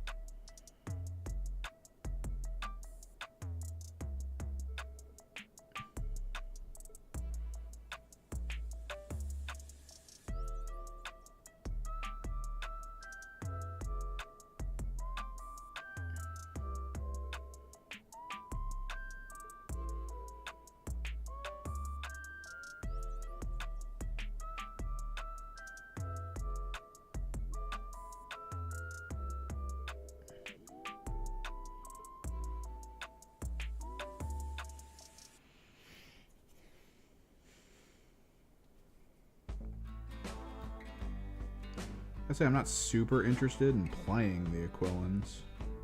I do kind of like that they exist, but after reading their rules and then realizing Wormblade are kind of like a mini version of them, I'm way more interested in playing the Wormblade. Wormblade just sounds so cool.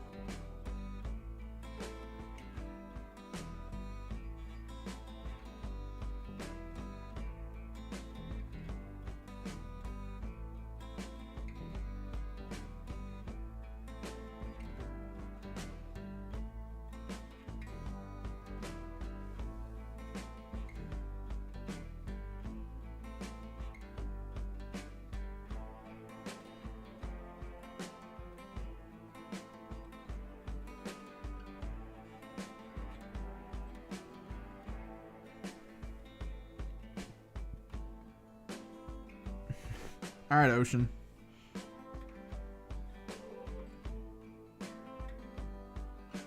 I do really need to get on the how to actually play approved ops video. That'd be super nice.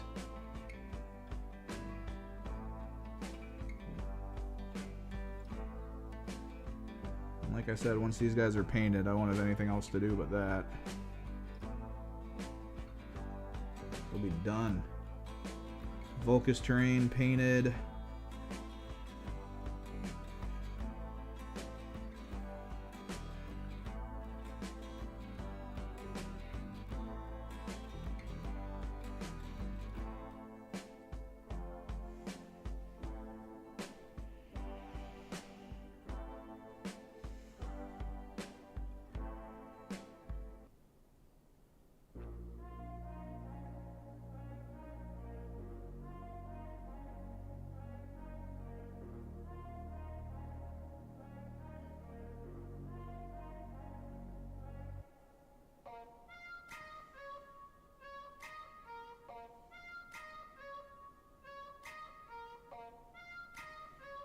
All teams up to date.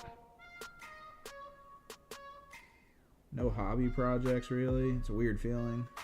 I was kind of hoping by now someone at the local store was going to actually commission me for something rather than just keep bringing it up and then never doing it.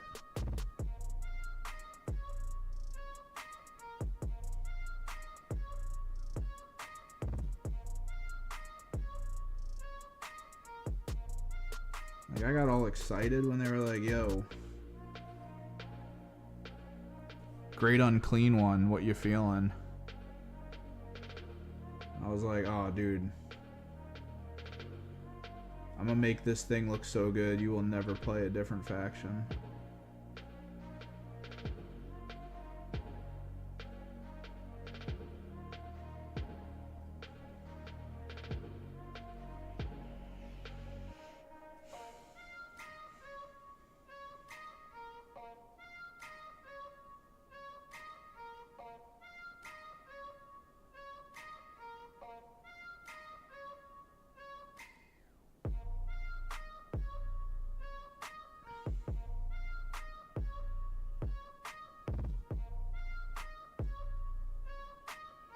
all like, hell yeah, it's gonna be great. No follow-up. I'm still out here just painting my own stuff.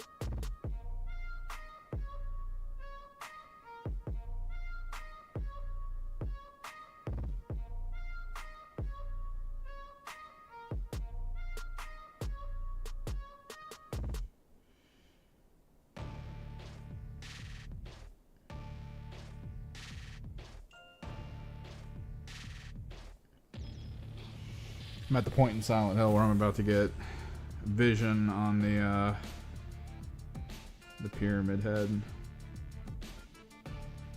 I get to see that. That'll be cool.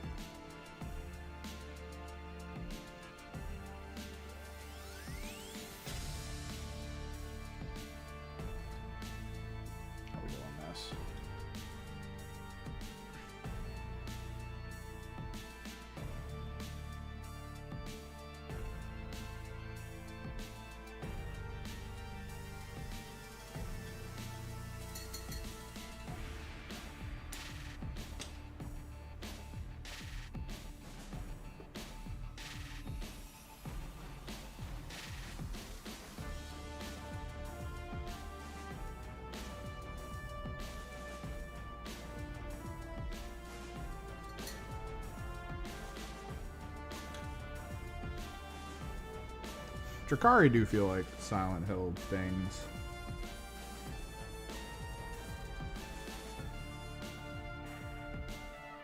I mean, you could do a Pyramid Head Archon. It would work. Or maybe like giant Pyramid Head, those like big twisted melee abomination things they've got. That could work.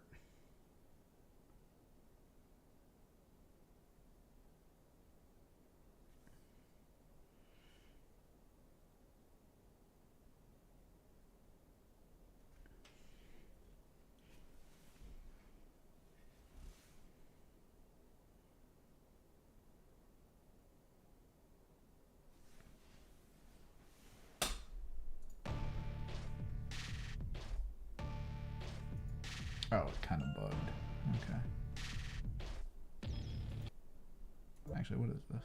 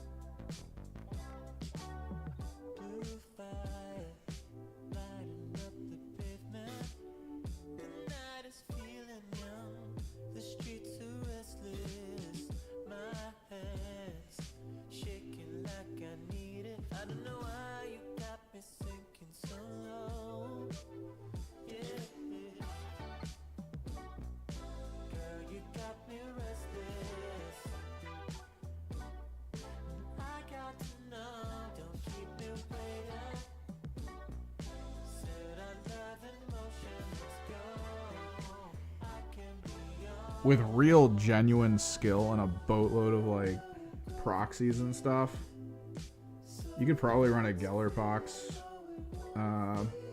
Silent Hill theme team. The mutants could all be like nurses and stuff.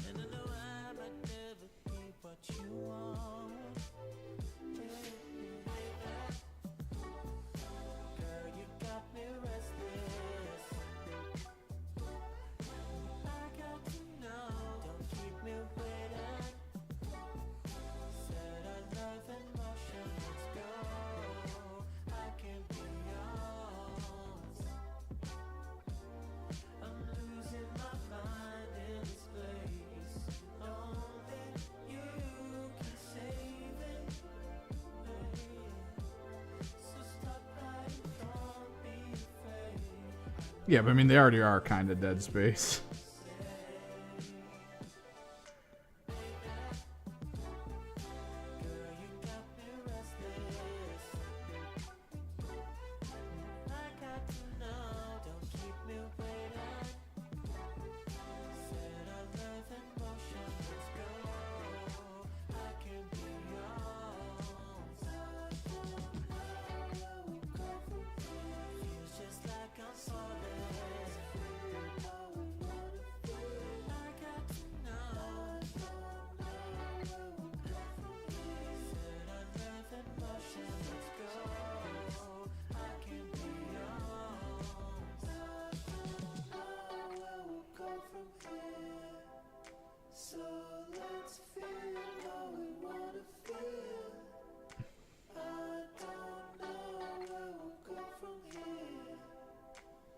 Just take a chance.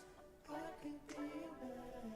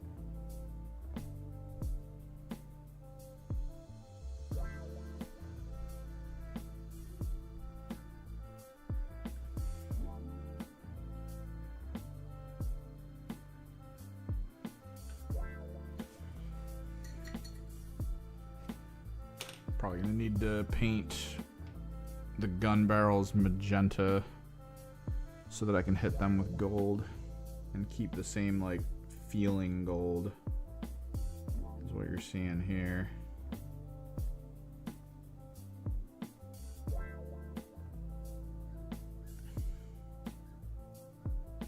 Because again, the whole point is to make these guys look like Royal Guard kind of situation.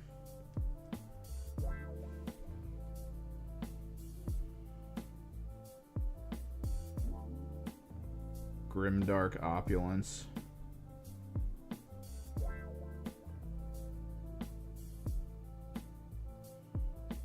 So everything kind of needs that like magenta-y red, purplish feel.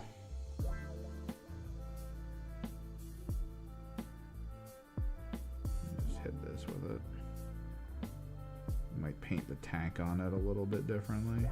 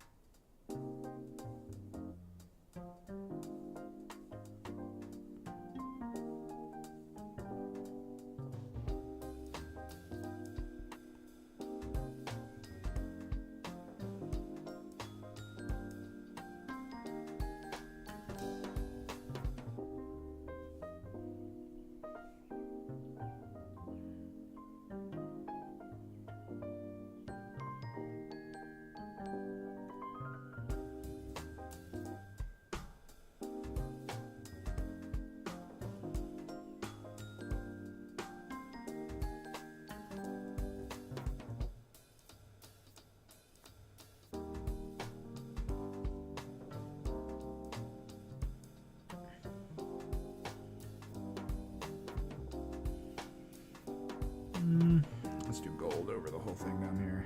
Screw it.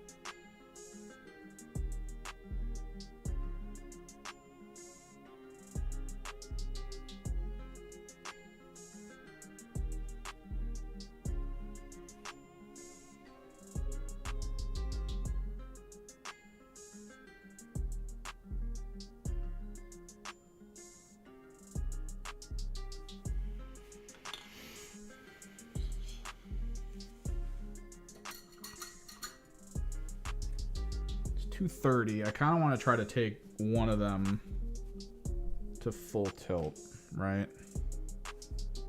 Maybe we'll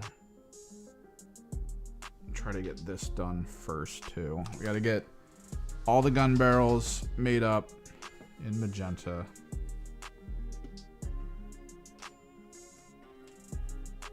The rest of the gun's probably going to eventually be black, which is fine. But this part needs to be magenta for the gold.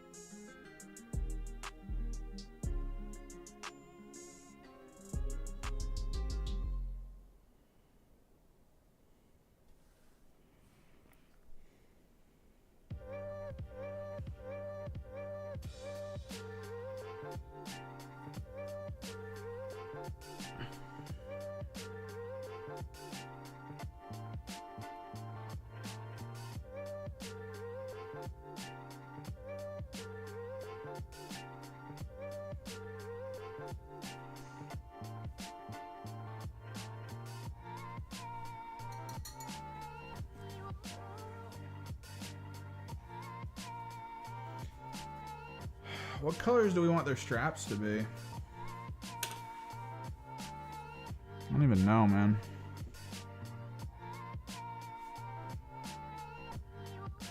I'm kind of leaning into like a mid-brown.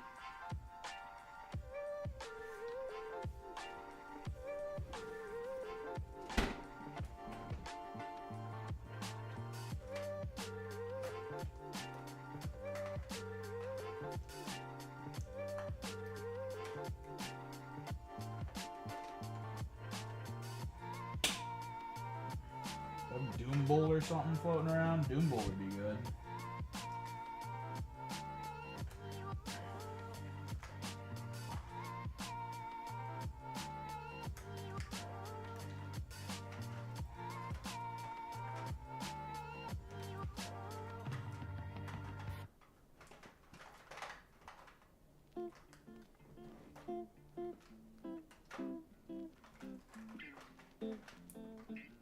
Hell yeah.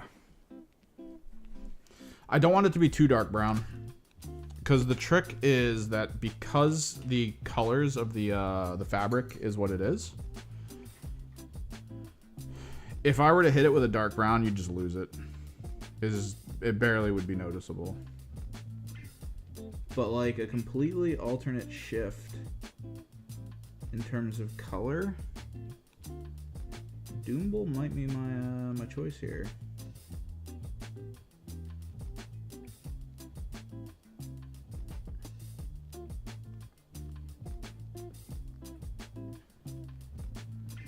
I don't know. It still feels a little close to the red tone.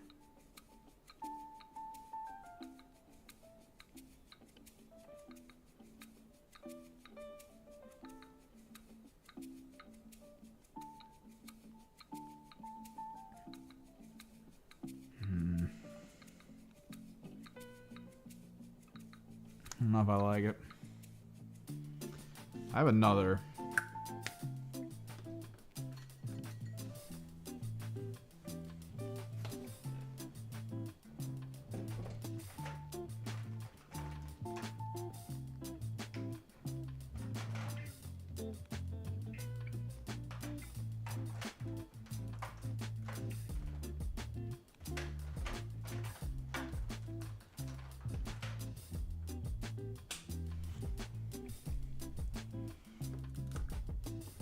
What up, Jason? Maybe Deathclaw. More of like a mocha brown.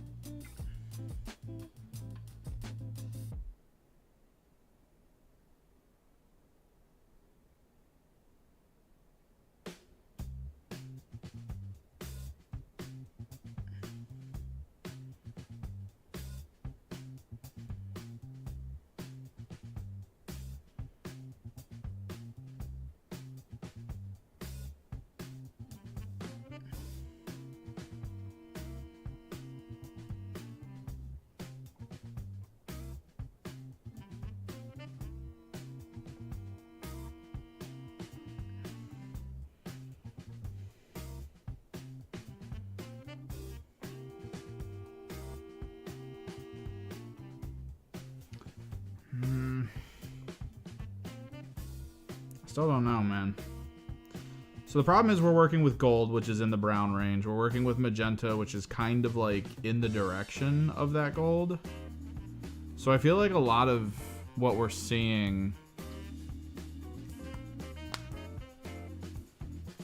makes it feel like golds, browns, reds are almost out of the question for straps.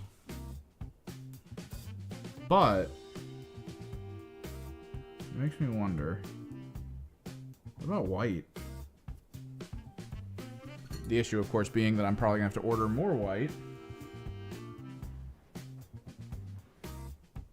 Although, maybe. So I bought So Flat White, and I've never used it yet. Because I assumed it's nowhere near as good as Pro Acryl.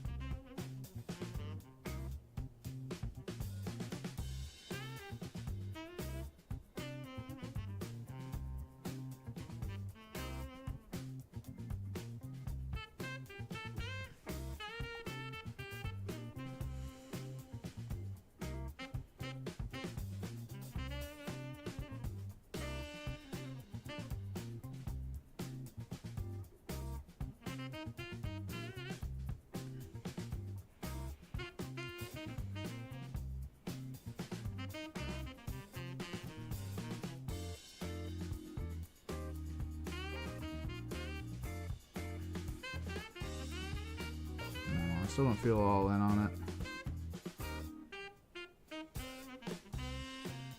At the very least, I know we're gonna want the eyes.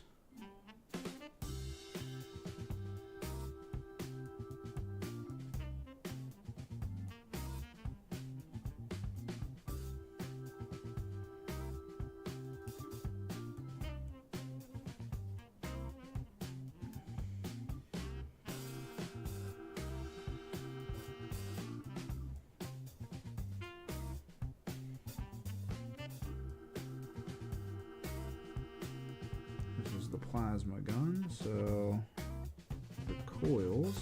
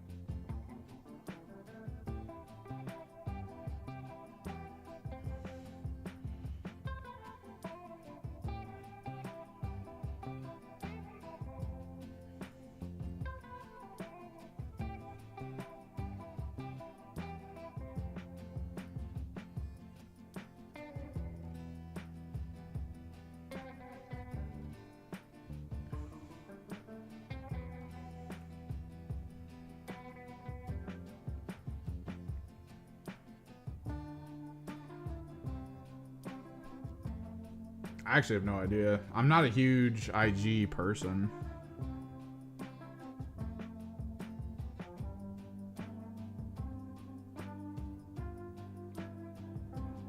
So personally, I have no clue on the limits.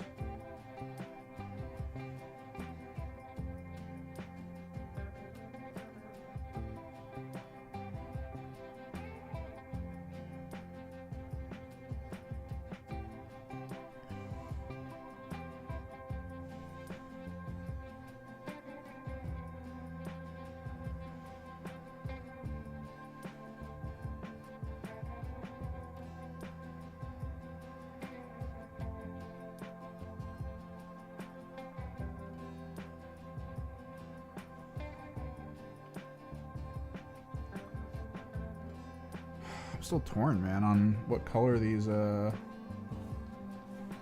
me take a look. As my brain circulates the idea of colors we can choose. Honestly, it's probably going to end up being black, if I'm being real. But before then...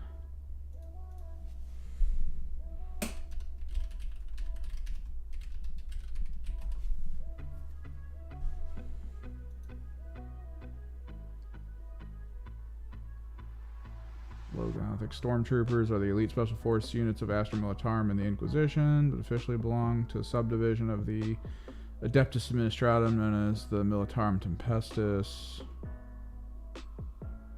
Stormtroopers are perhaps the finest soldiers, armed, trademark, blah blah blah, equip, finest, blah blah blah.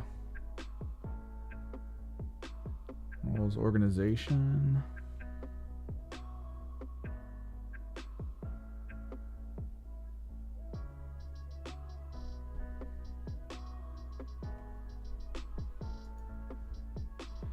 Also known as the Order, Tempestus is among the most rigidly codified of all Imperial organizations for its troops, form the elite backbone. Tempestus is technically a sub-faction governed by the Adeptus Administratum and enjoys a far greater amount of autonomy. Leader of war, the Order Tempestus troops work alongside incalculable number. They're their own thing, I think.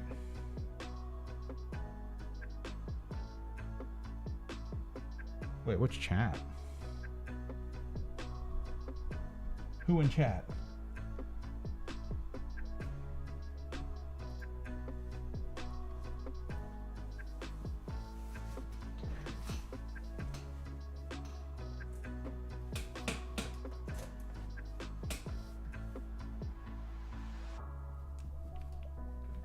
Yeah, it's like across the universe, even with like all the sub factions. I think there's supposed to be more like unique nightly houses kind of things.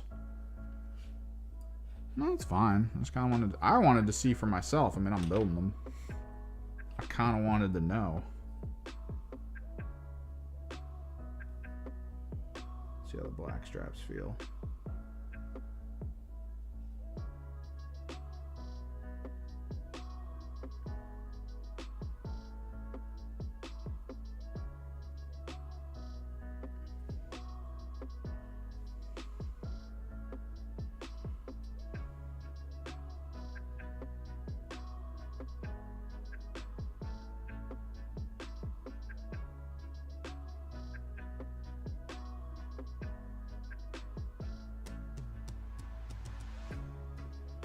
Yeah, it's probably gonna be black strapping.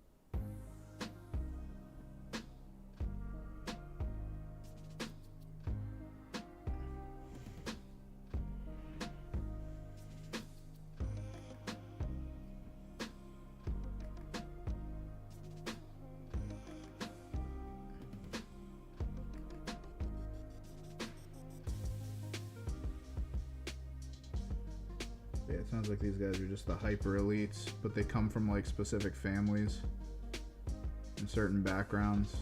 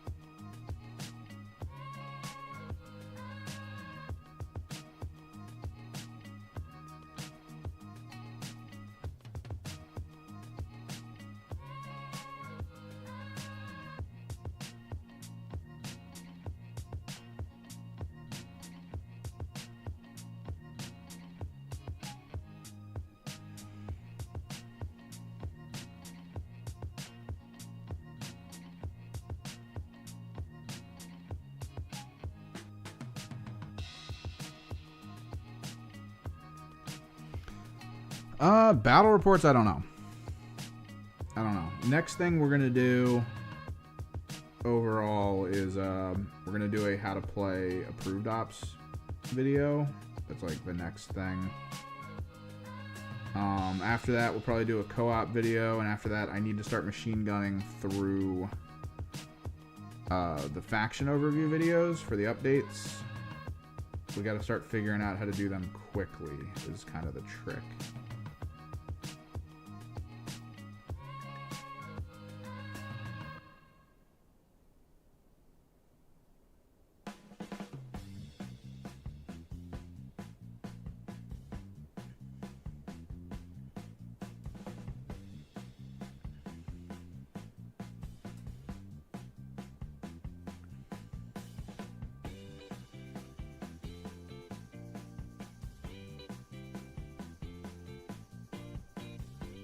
I want to have all the year ones out like over the next couple months. That'd be nice. But in order to do that, I got to figure out a quick way to do it. And I want to make sure I get like all the teams. So my buddy has his Hunter Clade and the Pathfinders.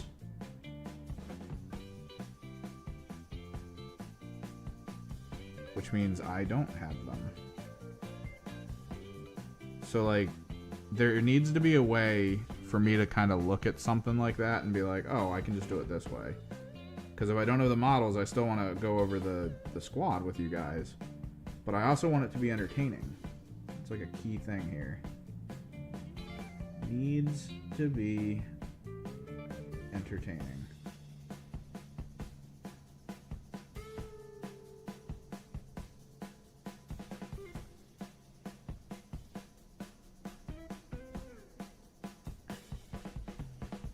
I might have an idea on how to do that.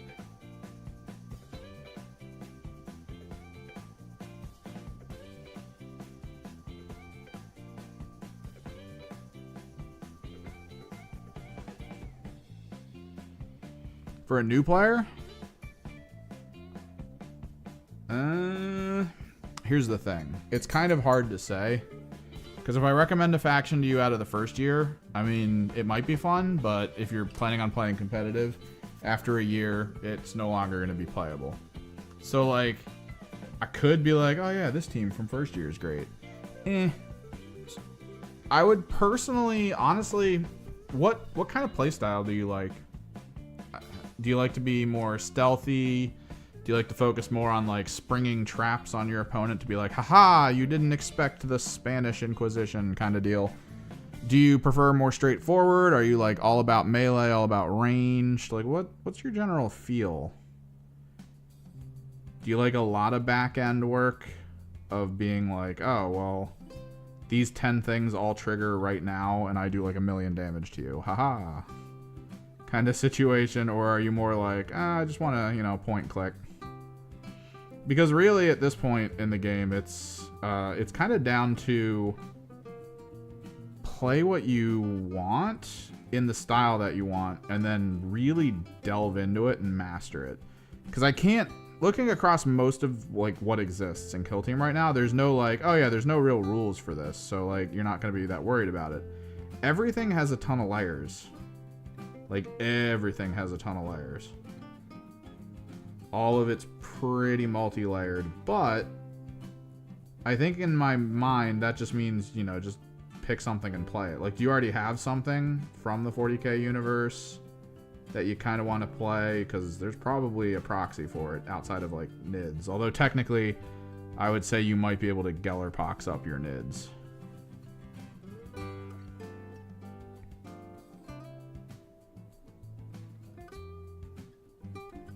No, yeah, it's not playable at GW tourneys, but again, like if he's looking to do competitive, like that's why.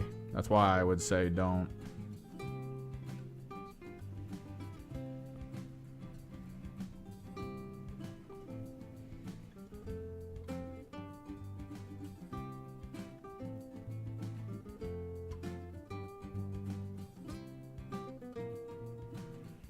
So you played Death Company, which would be... God, there's so many things with word death in it. That would be Krieg, right? That's Death Corps. Was Death Company more the flying things for Blood Angels? Might be getting something mixed up. Yeah, so flying thing for... There's not really a jump pack troop yet that you can do for like Space Marine sized combat. If you have intercessors though, look into the Angels of Death.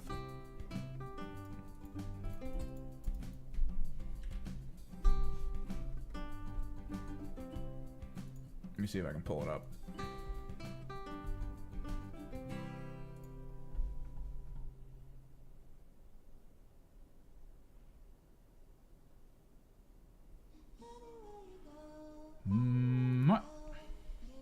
Angels of Death. So, it's Space Marines. Key things you need to pay attention to. And this is actually the picture right here. This is why people think Death Guard's coming back. These are the heroes from the Death Guard. These are the heroes from Space Marines.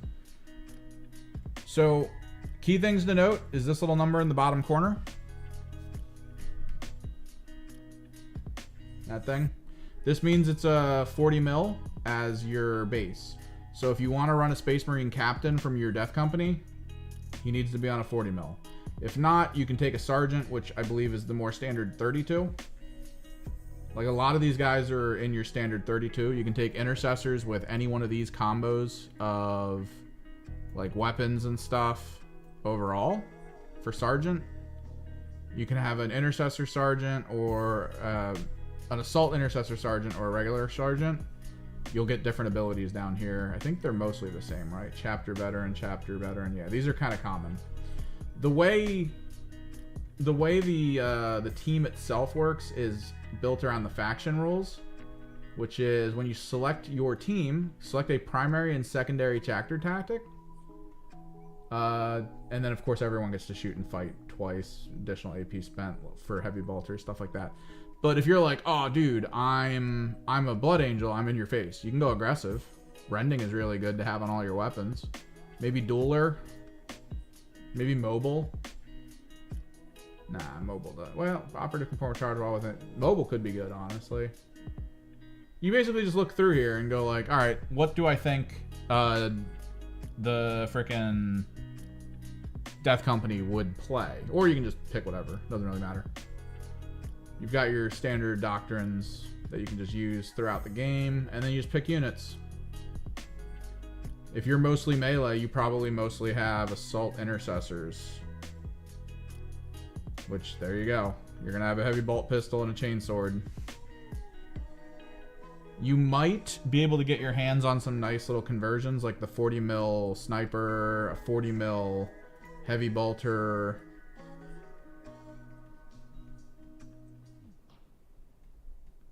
Intercessor Gunner. This is the one with the grenade launcher. Yeah, and then you can just pick stuff here. Doesn't really matter. Teams explicitly comprised of one leader, which can be assault intercessor, sergeant, or captain. And then 5 of any of these that you cannot select more than one of these specific operatives. Heavy, intercessor, eliminator, sniper. You can only have one of each. And then other than warriors, you can only field a single. So if you go intercessor gunner, you have to pick one of these and go with it. Intercessor warriors can have any amount of those. And then assault intercessor warriors, you can pick multiples of. You can only have one grenadier. Mildly simple. It's a good way to just get in.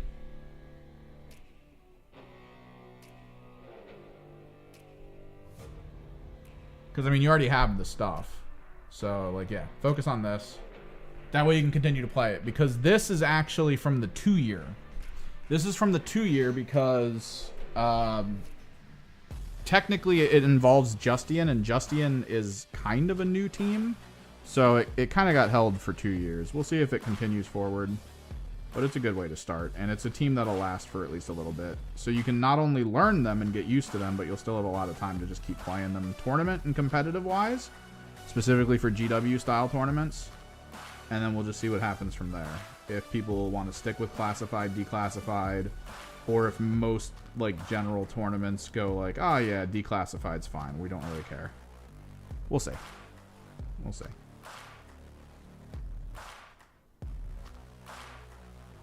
But that's probably a good start, since it sounds like you might have stuff. Low cost of entry. You just got to get your hands on probably a rulebook, because the rulebook comes with the tokens if you don't already have them. And then probably a deployable box. The equipment box. You can call it a day.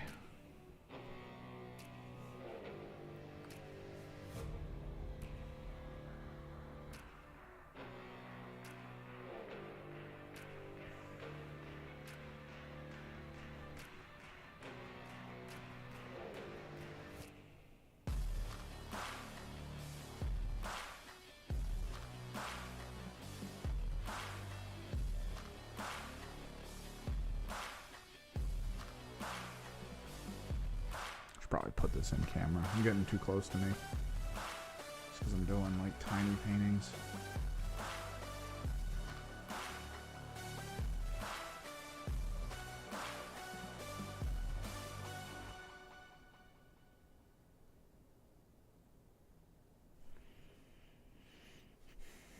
Yeah, man.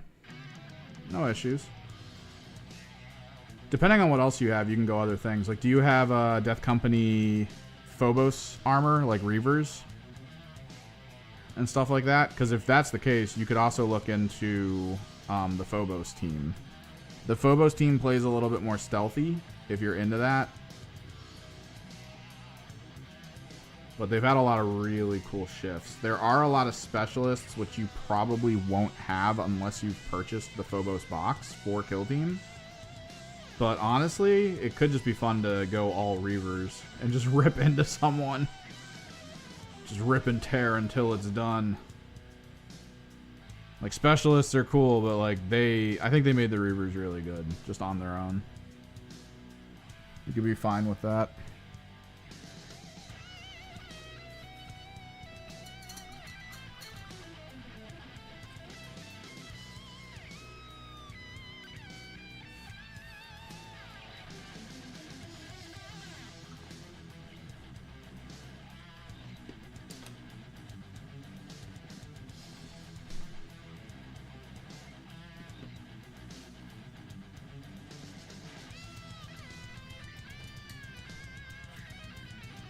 But to my understanding, most Space Marine players don't really go Phobos. Not a lot of them really care about it.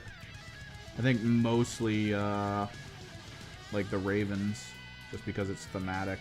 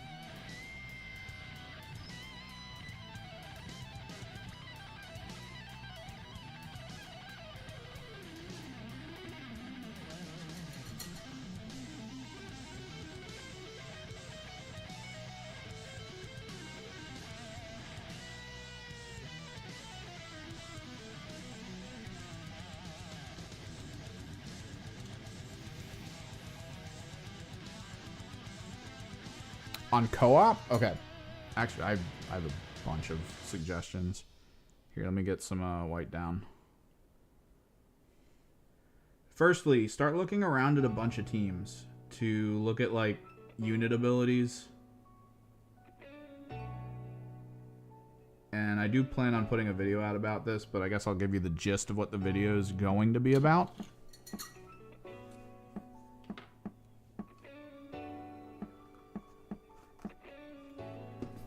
Let me go grab my book. Yeah. zoom this out. I might need to go a little darker because I'm going to put the pages down and they are a little bit glossy.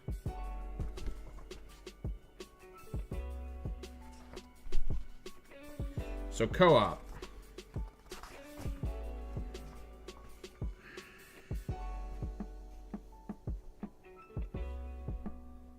Still very glossy. Actually, let me just...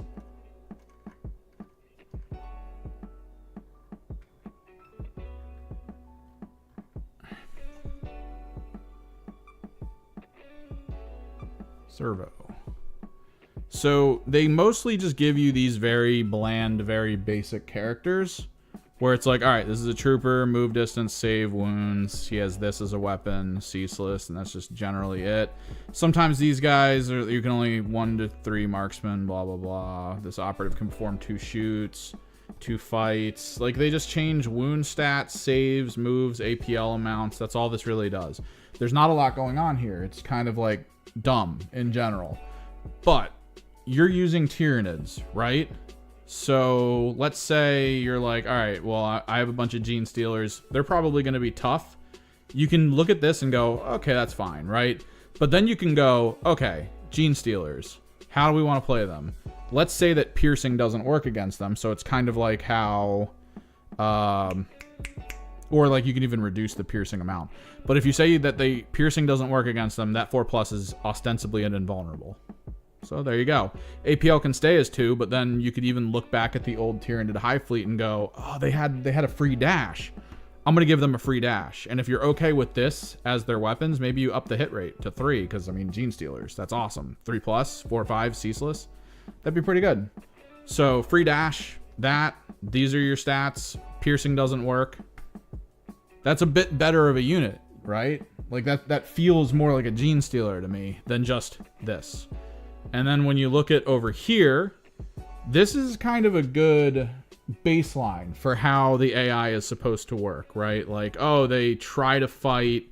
If they can't fight, then they charge if there's a closest operative. If the charge doesn't help, you need to try to determine if a move and a dash can put you in cover closer to the enemy. And it's like, all right, that's fine. Try to throw in your own human approach, I'd say, to how to play. Like, don't just limit yourself by being like, oh, that's fine. I can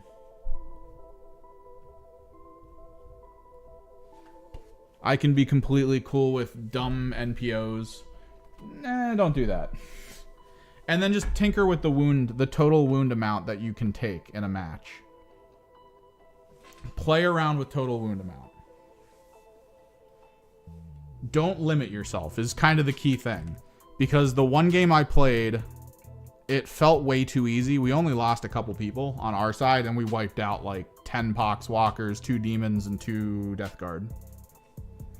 Like, it was no issue. We just killed them. Took 3 turns. Which, it just doesn't sound fun to me. Like, it's just too easy.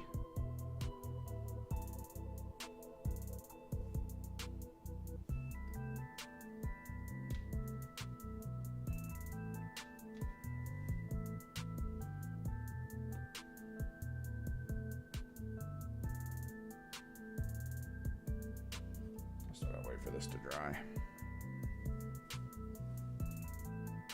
Yeah, dude, in my opinion, co-op is going to be huge for the community to do what you're saying. Create really fun cards. Create really fun, this is an NPO card. Declare it to be like a brawler or whatever for basic AI, but then, you know, if you were personally playing, be like, well, if I was controlling that character, it wouldn't be pertinent for me to be that close to my opponent. It would be pertinent to sit here and wait for my opponent to try to get to the objective kind of situation.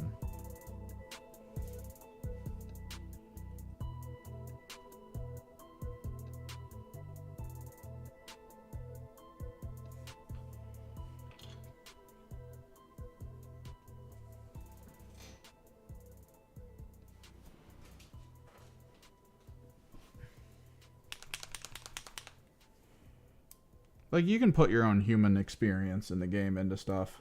But yeah, dude. Post, like, seriously, make like a Dreadnought NPO. Can activate twice during a turning point, but it has to wait 2 activations for an opponent before it can activate a second time. Kind of like genuinely work on it and be like, oh, this could be fun. Create like little boss fights. Could be really enjoyable.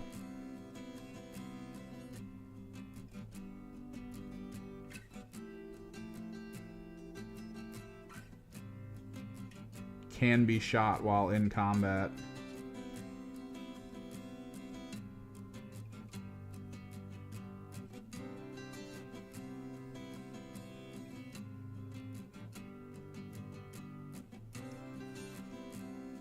Like, don't just think of only positives for customs. Think of negatives as well.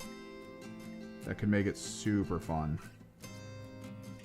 You know, can't be in cover, can only have the engage order, stuff like that.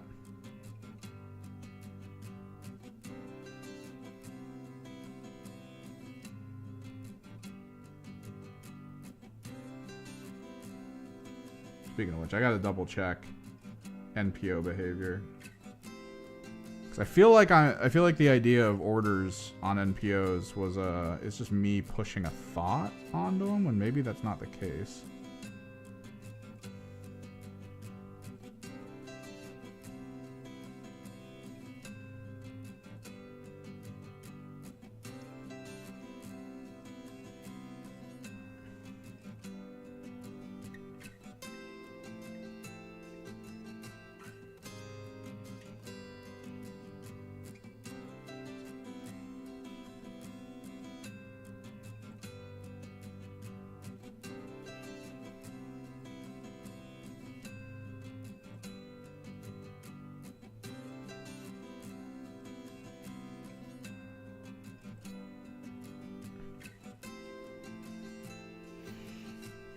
No, yeah, co-op could be really fun, and I think it's going to be way more fun after people get to it, right?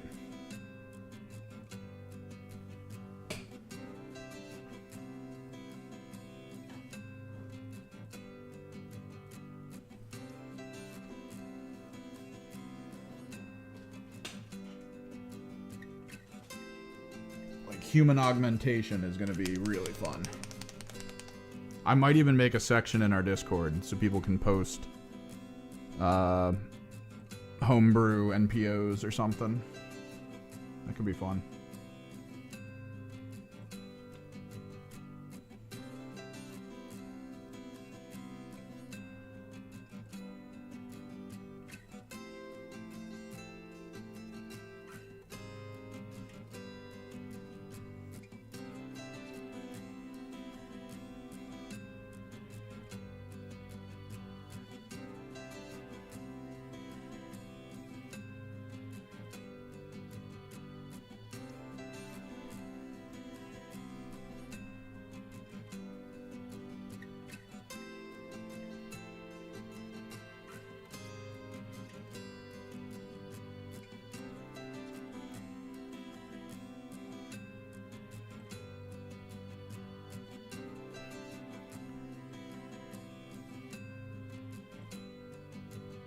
Because I think their suggestion is for like a basic version of a game, you want like 90 wounds on an opponent.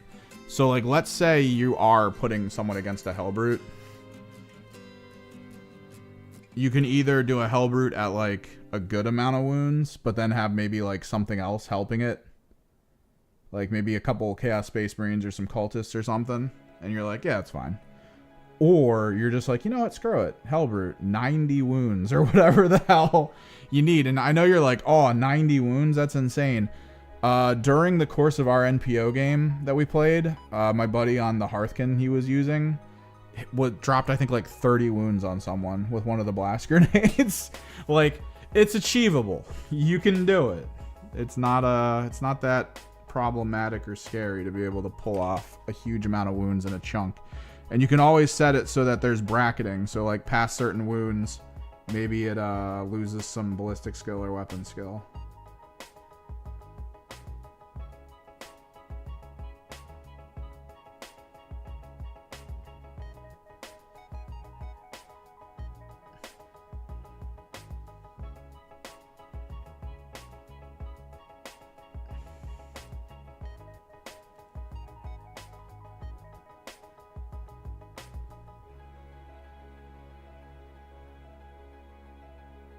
Oh, you mean the cards?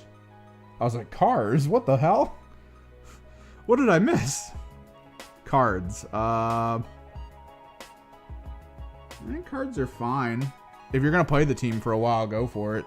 Personally, okay, so if the app was as good as the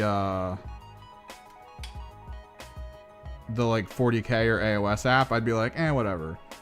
It's not, though. I'm so surprised at how they kind of like phoned in the Kill Team app after going so hard on being like, Kill Team's huge, we're rebranding the whole thing, we're making it a big part of our business model now. And it was like, oh, cool, we're getting respect, everyone.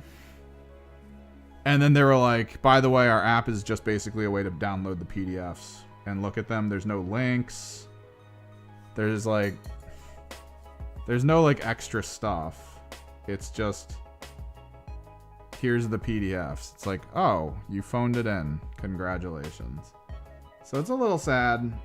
Like, if the app was similar to the other ones where you could be like, oh, what does devastating mean or whatever? Like, what does blast mean? What's the actual wording on the rules? And then you just click it. And you can see it. Like, if it actually went that route, it would definitely be better.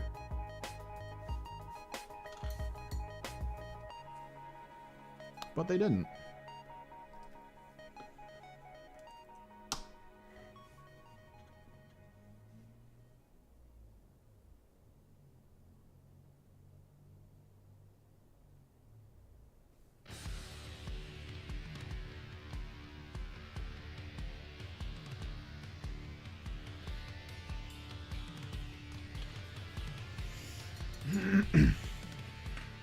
They decided to keep it mildly difficult to easily get around on information. So cards might actually be a good idea.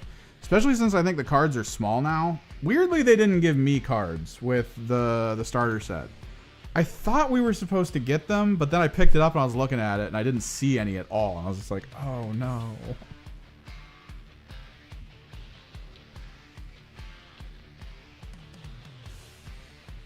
Kind of just all hit me.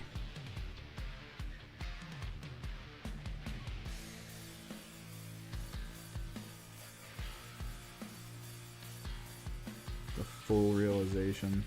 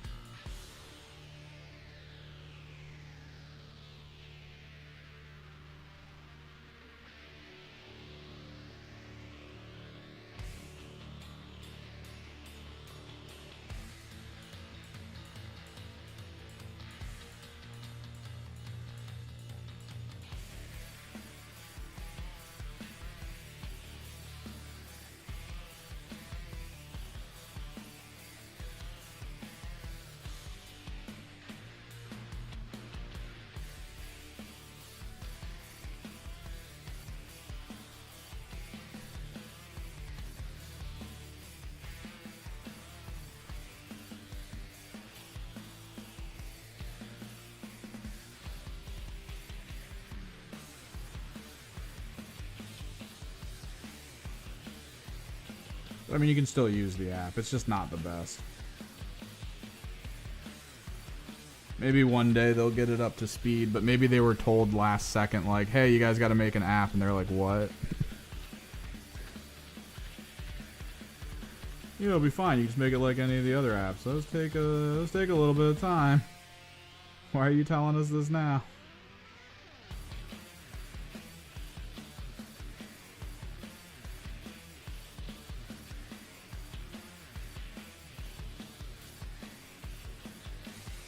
I guess this is not at all feature complete.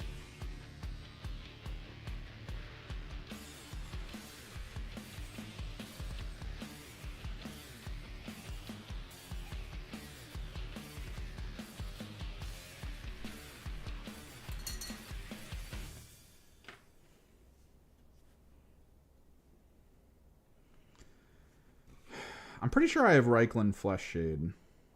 which I think I want to use.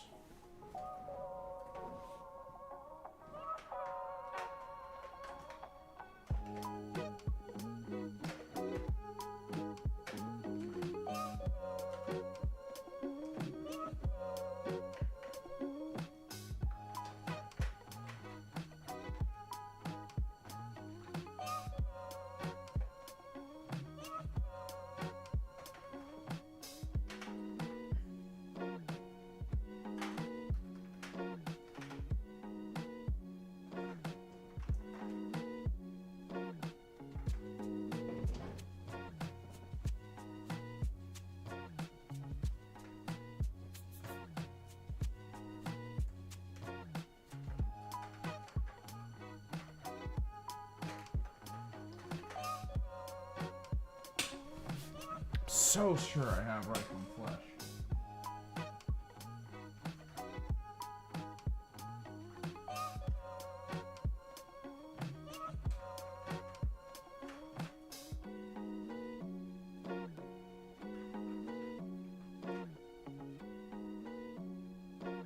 Maybe Druchy Violet would be a good option. Because I'm trying to find a way to separate the gold. I feel like the gold is still too, like, flat.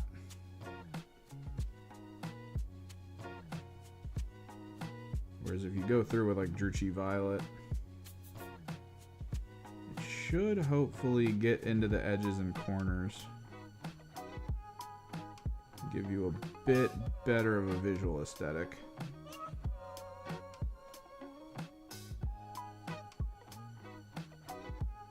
While maintaining the opulence.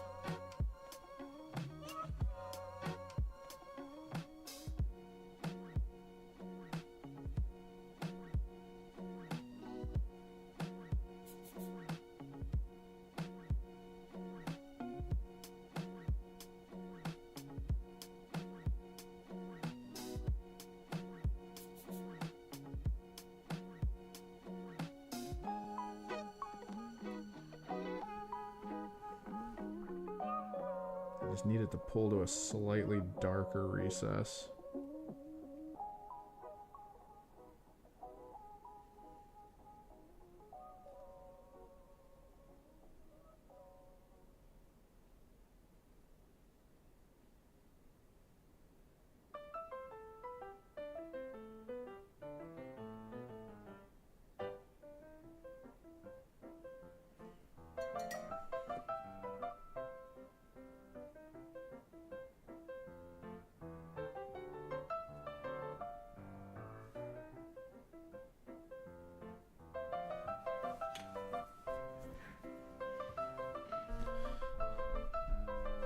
Skip.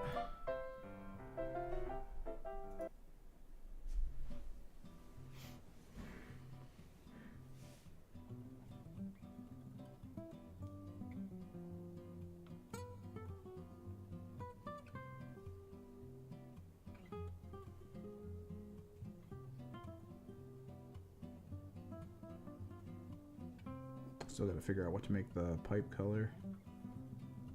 I might actually make it go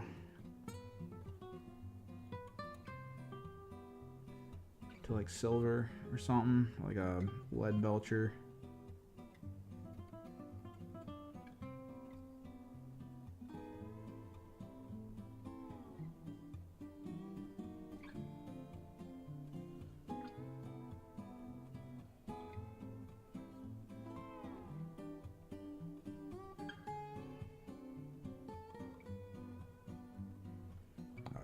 Druchy Violet was the choice. Dude, I love Druchy Violet. It's such a good shade for so many things. I know everyone's like, dude, Nolan oil, it makes everything easy. Screw that, man. Druchy Violet.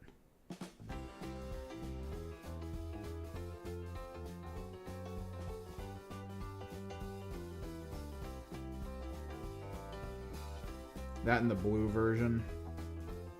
Dude, blue or violet shader. All day long. Yeah, I'll do close-ups in a second. I just want to get this guy coat it out in shader so there's at least like variance to his armor plating, where you can kind of see like inlay and stuff. Because we're also going to try to dry brush some brighter gold on like some of the peaks for him. Kind of want to make sure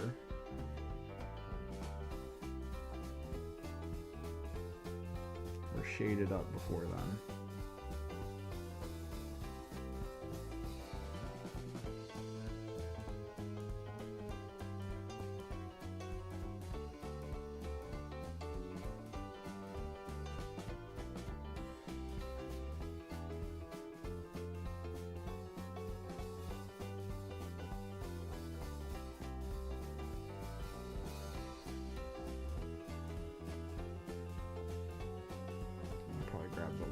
As well.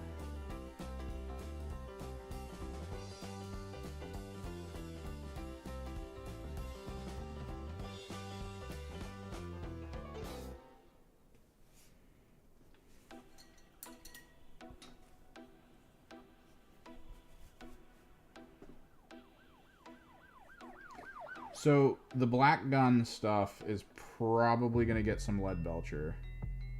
Just to be clear.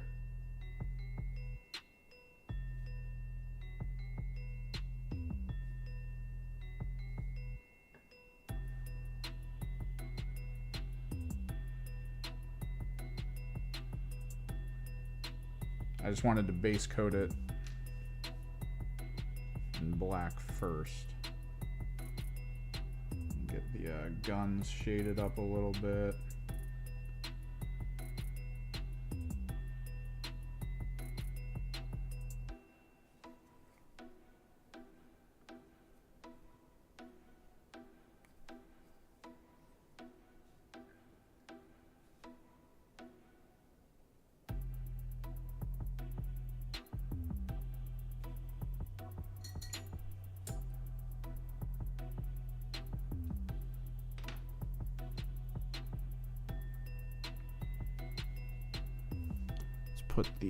Let's put the automatic las.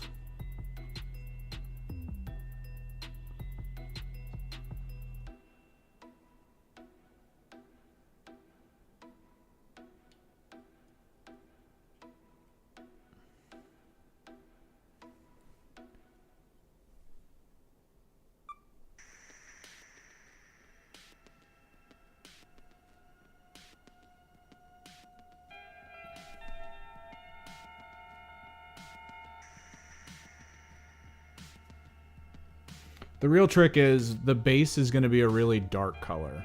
We're going to figure out a really nice, crackly paste dark color to hit it with. That way the stuff on top with like the gold and the magenta and everything just really stands out.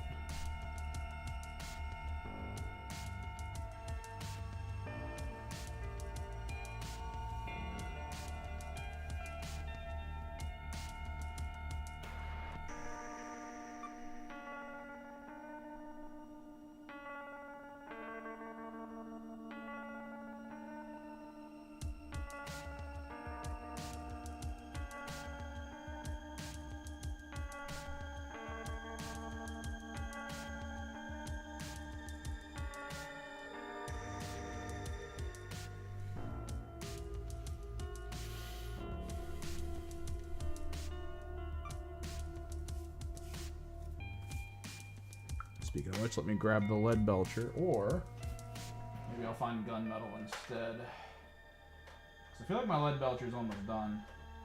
If I can find my gunmetal bottle, that'd be great.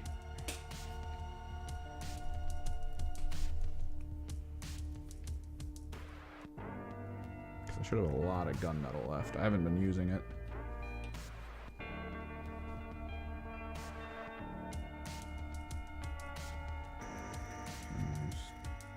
Stomach tube thing.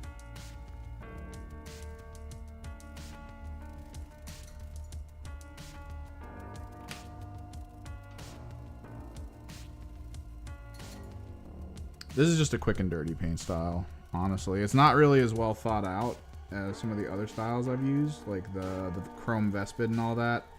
it was kind of starting from an area of pre-shaded magenta and then seeing what I can do with it.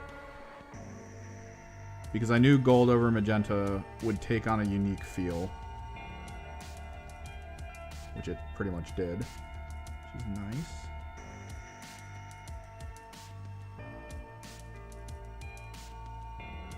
I think applying anti-matte primer or anti-matte varnish is going to kind of pull this whole thing together. Because the problem is a lot of high flow paints are very shimmery. They like to shine a lot. Which is kind of a problem here because it makes the fabric look like it's shiny. Which I didn't really want. But I feel like once I hit it with the anti-shine,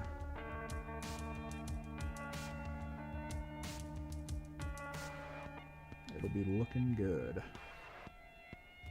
But yeah, quick and dirty paint scheme. Very quick, very dirty.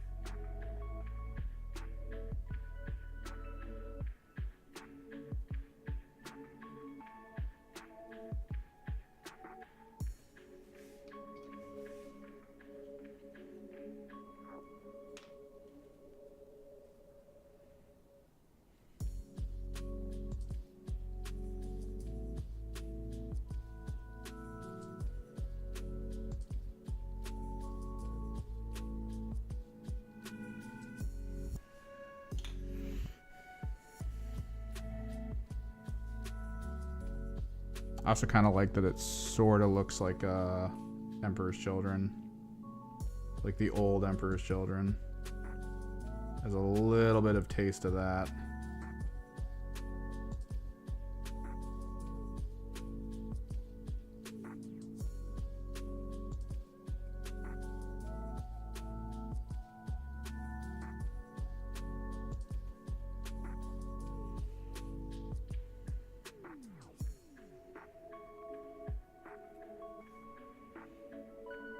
Not like I'm getting hyped or anything for Emperor's Children, you know. Quick reminder. I have a donation goal set for when the Emperor's Children drop. Because I'm going to be buying probably a few battle boxes.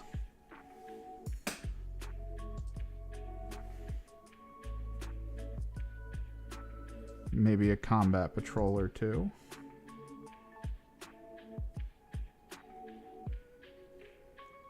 If it's announced that obliterators are part of the Emperor's Children, I've got 4 of them here that need to be painted.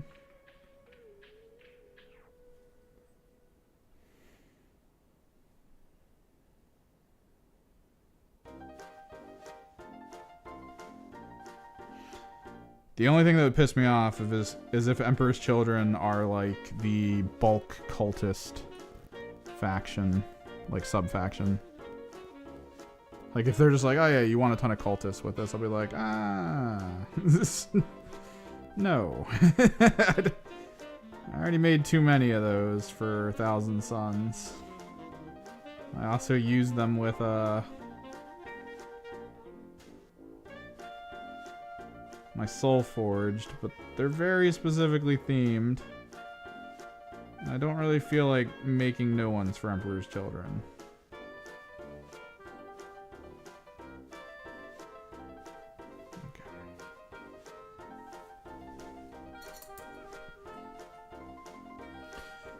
I imagine Combat Patrol is going to be a pretty decent like assistive for collecting.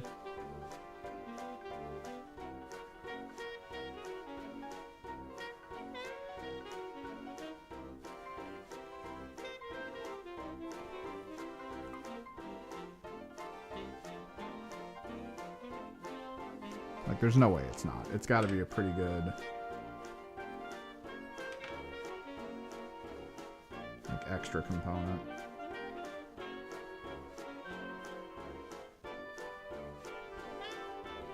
There you go. Oh yeah, servo. Activate.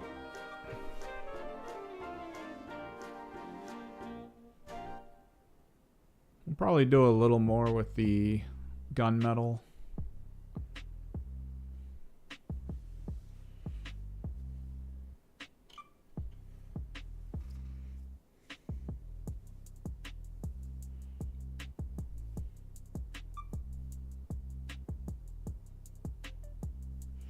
But then the key thing here is that I gotta find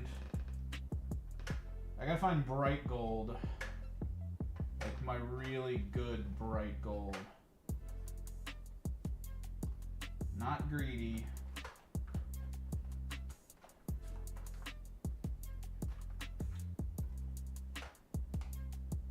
Not weapon bronze. There she is.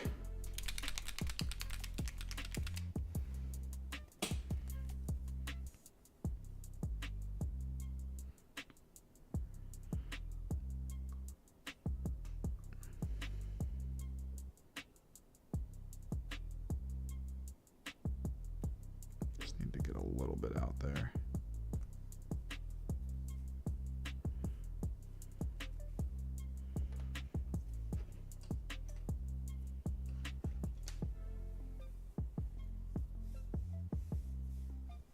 OSL?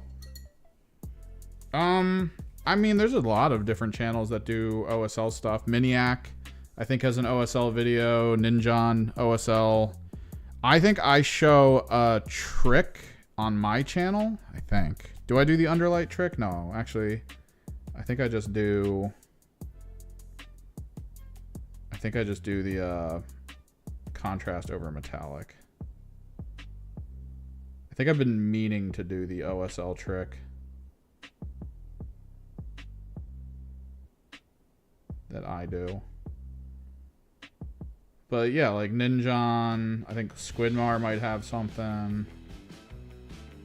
There's a lot of channels, and they all show basically the same thing. There's a couple different versions you can do. You do it based off of like dry brush, which, I mean, that's fine.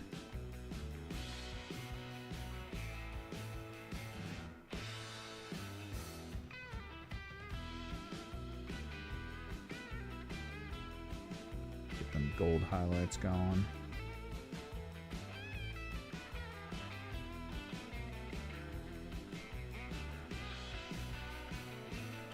Let me double check.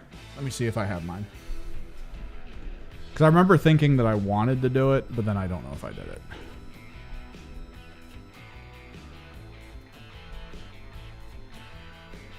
It would be under the hobby section. So I did Iron Warriors, Contrast Metal. No, I didn't do it. Okay. I still got to do it at some point here, I think. Understand the written rules of this new version. I'll see more reviews. Yeah, there we go. Okay. Yeah. I can show you what I'm talking about in a couple steps.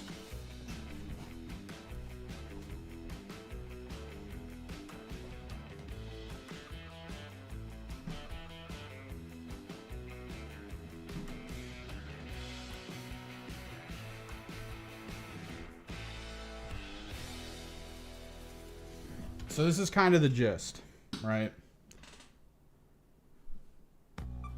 So the way I do this for like underglow is white primer. I pick a fluorescent color that I want the glow to be. In this instance, it was, of course, green. I then, with an airbrush from zenithal positions, 45 degrees, kind of just up in this area, a little bit away, I sprayed it with a dark gray into a light gray. because I was like, ah, it'll be like they're in the dark. And then I just eventually painted the orange on it, and it was fine. Now, when you get into something like this, it involves picking a series of colors to hit from above, which in this instance was like a dark green to a light green.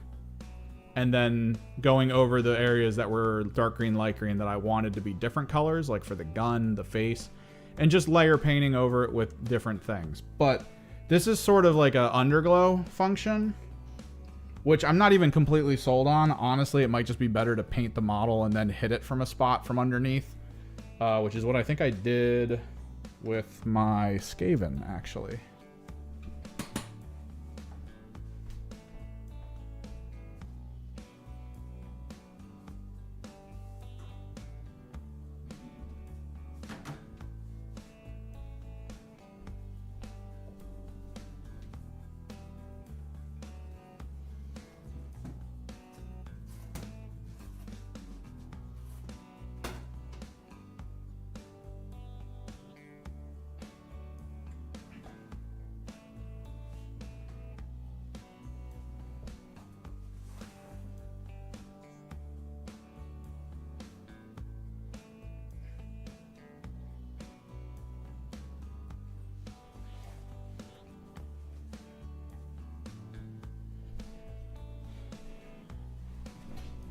So Underworld Skaven, we hit like basic primer, then we hit like a slightly darker gray primer, so I kind of knew where they would be. Like it was like a dark blue that I hit from the specific angle over here, and then when I was like, all right, let's OSL. It's literally just white Liquitex ink. Pick a fluorescent color and just go.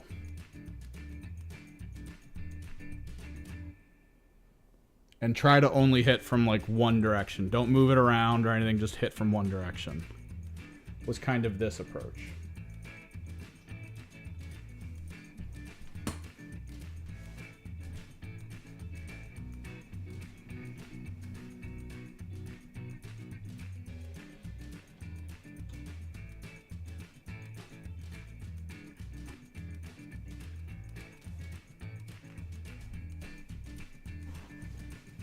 Outside of that,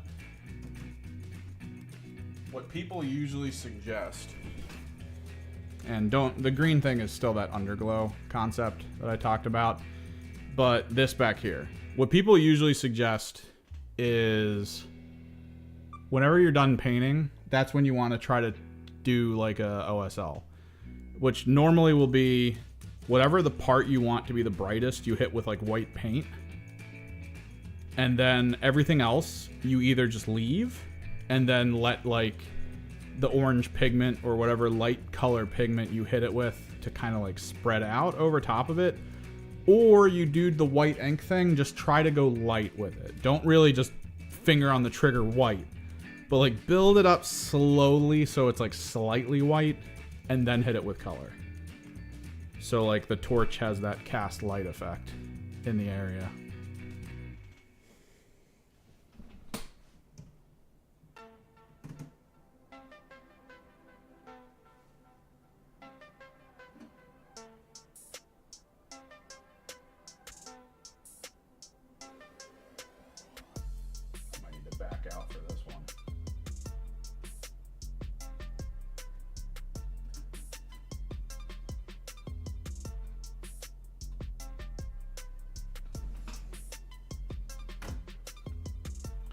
But like, yeah, depending on patience and how much you kind of like layer stuff, you can get pretty good like underglow effects. But then you get into like, oh God, it's so hard to hold. Like around the sword. Once I finished painting him, I basically took the airbrush with white ink and then went around the sword to whiten it up slowly and then hit it with that blue to make the sword look like the thing, kind of lighting that shoulder area.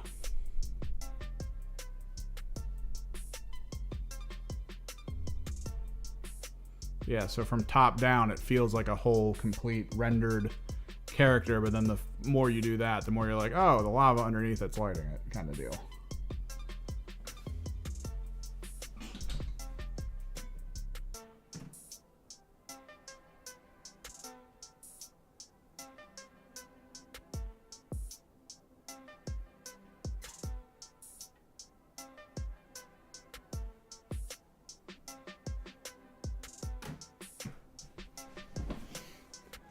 Let me just do a little bit more with this thing. We're already an hour over.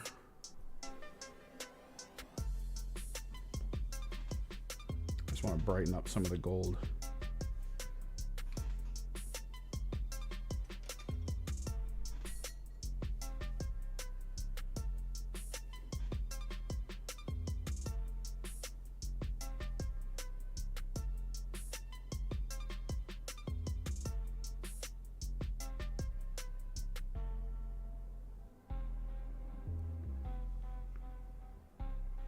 Pretty simplistic.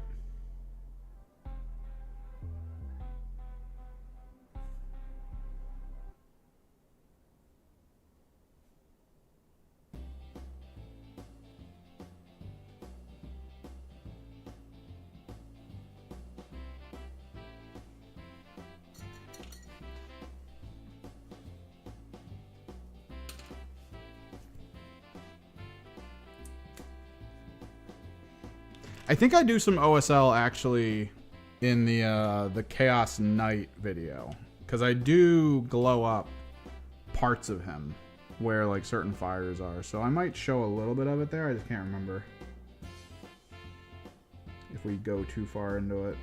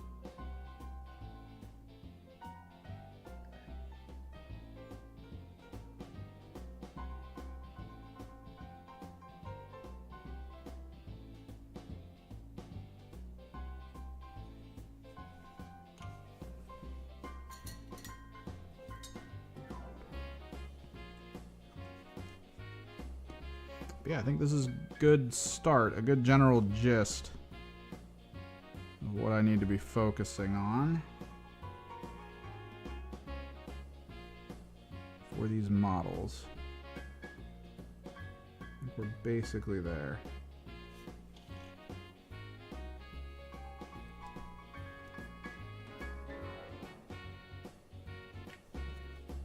I just got to do the rest of them, and I'll probably post up on my local Discord that if anybody wants to learn the game, let me know, and I'll head up to the store probably on Saturday, maybe Sunday.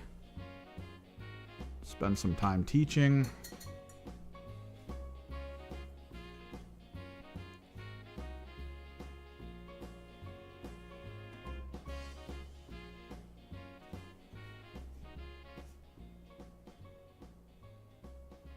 That could be pretty good. And hopefully once these guys are done, maybe we'll stream a little bit tomorrow to do it. Or we can go long tomorrow. Tomorrow's technically my day off.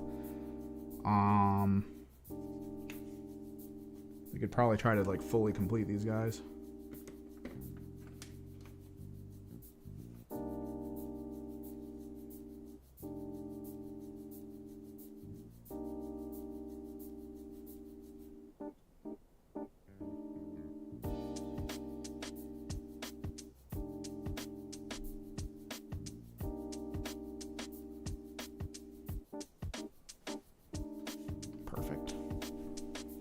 Happy where they are.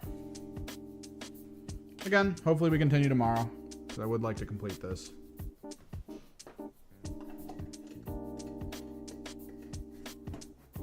Might get the texture paste down on their bases off stream so it can dry overnight. Thanks for hanging out. Thanks for chilling. Thanks for talking. Don't forget we have a Discord. If you're not already in it, you can always join it. We can continue the conversation over there. Questions, fun stuff, you know, usual. Post projects we're all working on. It's always fun. Until next time, guys. Later.